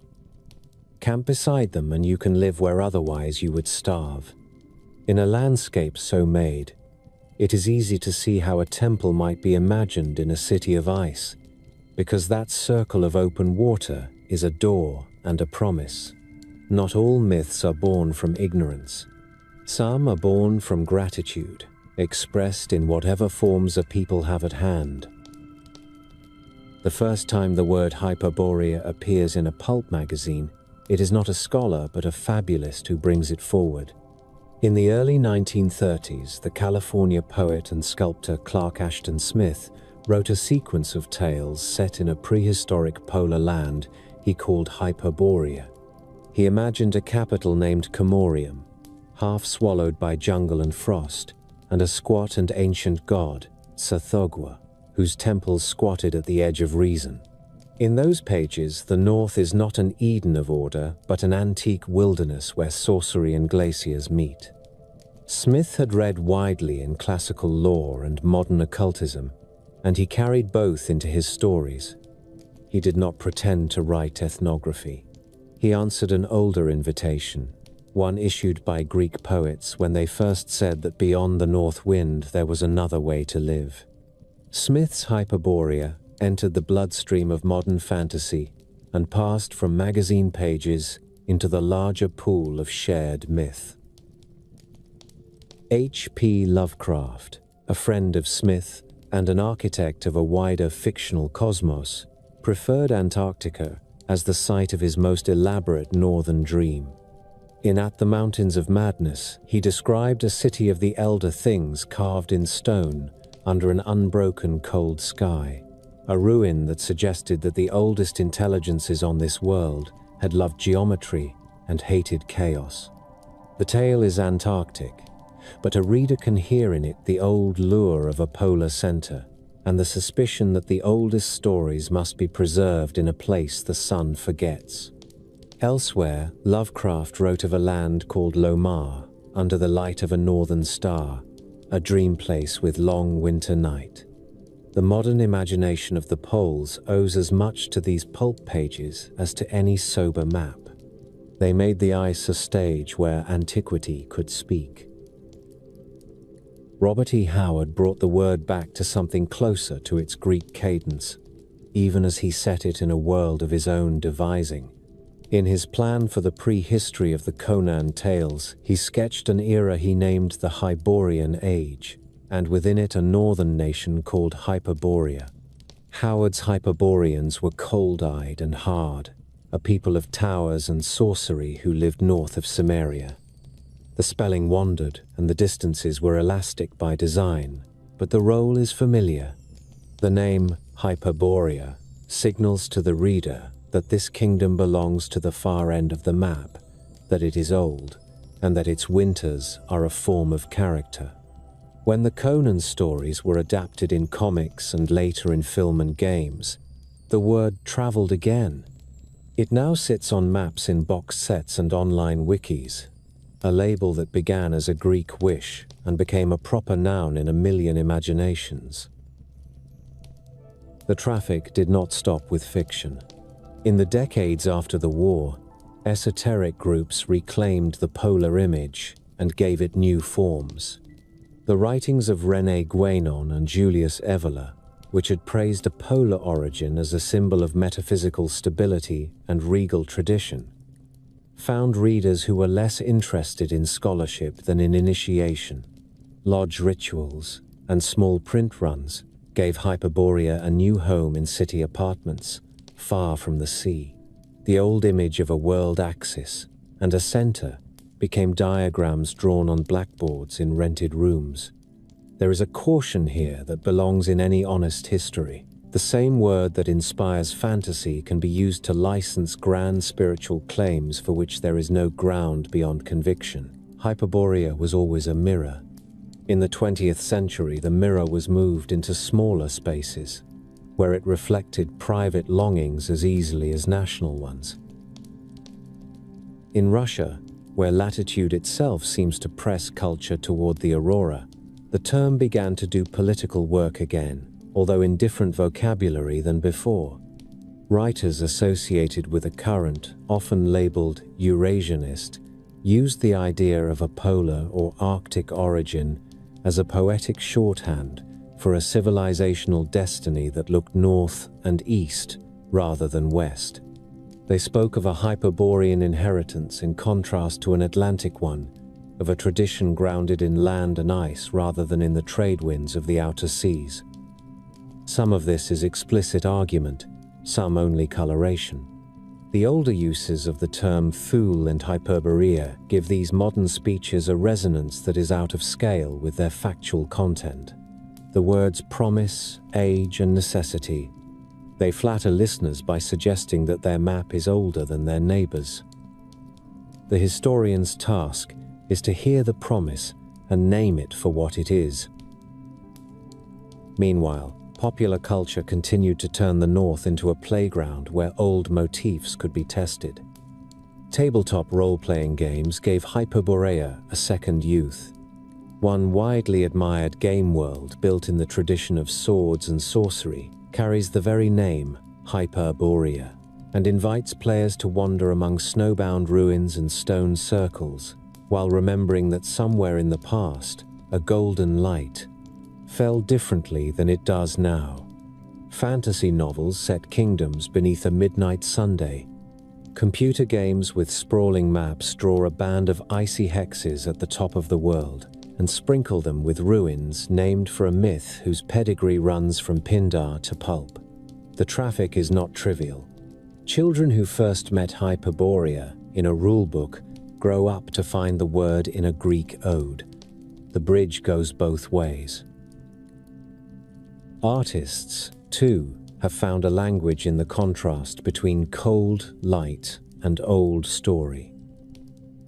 Painters and photographers have used the aurora as a border where modern optics meets ancient metaphor. Galleries in Reykjavik and Tromsø and Anchorage show prints that could serve as illustrations for both a physics lecture and a hymn. The word Hyperborean in an exhibition title does small work and large. It calls to mind a classical world that believed the North to be a sanctuary. It also gives a modern viewer permission to read the sky as text. Even documentary makers who walk carefully around folklore sometimes borrow the cadence of Hyperborea when they describe the land of long day and long night. The words help. Science has offered its own afterlives. New archaeology along the Atlantic facade and in the north has given the old amber road a finer grain. Museums now mount exhibits that pair Greek jewelry with Baltic nuggets and invite visitors to imagine the hand-to-hand travel of goods that could pass for sacred because they passed through sacred places. Stone circles and megalithic avenues have been surveyed with lasers and measured with better clocks. The solstice alignments are not rumors now. They are threaded through with light in films that show the sun walking along a stone like a priest. The older scholars who guessed that the 19-year cycle mattered in the north look less like dreamers and more like careful listeners across centuries. There are stranger afterlives that belong more to rumor than to any library. The secret diary of a polar aviator still circulates in corners of the internet where hidden worlds flourish. The story tells of a flight into an opening near the pole and a green land within where a wiser race preserved the memory of the Earth. It is a fantasy with no evidence. It endures because it gives shape to a faith that official accounts always miss the essential thing. The fact that it is set at the pole is not incidental. The pole is the one place that every schoolchild can find on a globe, and also the one place almost no one visits. It is a perfect address for a story that asks to be believed in private. NASA offered another kind of echo when a small spacecraft flew past a distant object in the Kuiper Belt, and mission scientists used an old northern term as a nickname before the body received its permanent name. The nickname was Ultima Thule, a phrase borrowed from Roman geography that had long meant the farthest north. There was controversy and the name was changed, but the episode revealed how these old words can leap easily from parchment to instrument panel. Hyperborea belongs to the same family of labels that the educated West keeps close at hand for moments when the far edge of the known world requires a temporary title. The vocabulary of classical geography still gives a certain glamour to distance. Modern fiction continues to repurpose the North for moral questions. In some tales, Hyperborea is an indictment, a paradise lost by greed or pride. In others, it is a test, a land that proves the mettle of a character who refuses despair. In still others, it is a joke, a name dropped to signal that the writer knows the shelves where antique fantasies sit. The most enduring uses are those that preserve the light in the word. They let Hyperborea stand for a community that keeps faith with a rhythm larger than commerce or conquest. That use is closest to the Greek original. It puts music in the word again. One can watch a similar shift in the way guidebooks and travel writers talk about the real Arctic. Early accounts turned settlement into saga. Later ones turned saga into itinerary. Now, the best of them admit that the North is neither empty nor exotic. It is a home for many peoples, whose calendars and economies are as modern as anyone's and as old as the Sunday. The language of Hyperborea is less suited for that reality. It can distract, even when it means to honor, yet it remains useful for one thing. It reminds the reader that the sky itself can feel like a narrative. In a community at 70 degrees north, a child can stand in a backyard at midnight in June and see the sun hang where it ought not be. The child does not need an old Greek noun. But if a grandparent gives the child the word Hyperborea as a gloss, the sky gains a frame and the child inherits a tradition of astonishment. The historian's task at the end of such a chain is modest. It is to hold the word at arm's length and turn it in the light. One can see the Delian procession still walking along the Aegean stones. One can see Mercator's circular map, with its streams converging on a mountain that exists only in the geometry of desire. One can see a smoking room in Munich where men claimed a polar cradle for a politics that wanted a throne. One can see a boy in a bookstore who buys a paper-bound collection of stories and falls in love with a city called Comorium under a sky that never quite darkens. The itinerary is not linear, it is a constellation. In a northern winter, a strip of green moves across the horizon. It thickens and bends and becomes a curtain. It fades and then returns. Someone opens an old book and reads a line that says there were people beyond the north wind who kept the festivals of Apollo for 19 years at a time. The words are full of confidence. The sky is full of surprise. Between them, the modern mind keeps walking, balancing proof and yearning, tracing out an old path in new snow.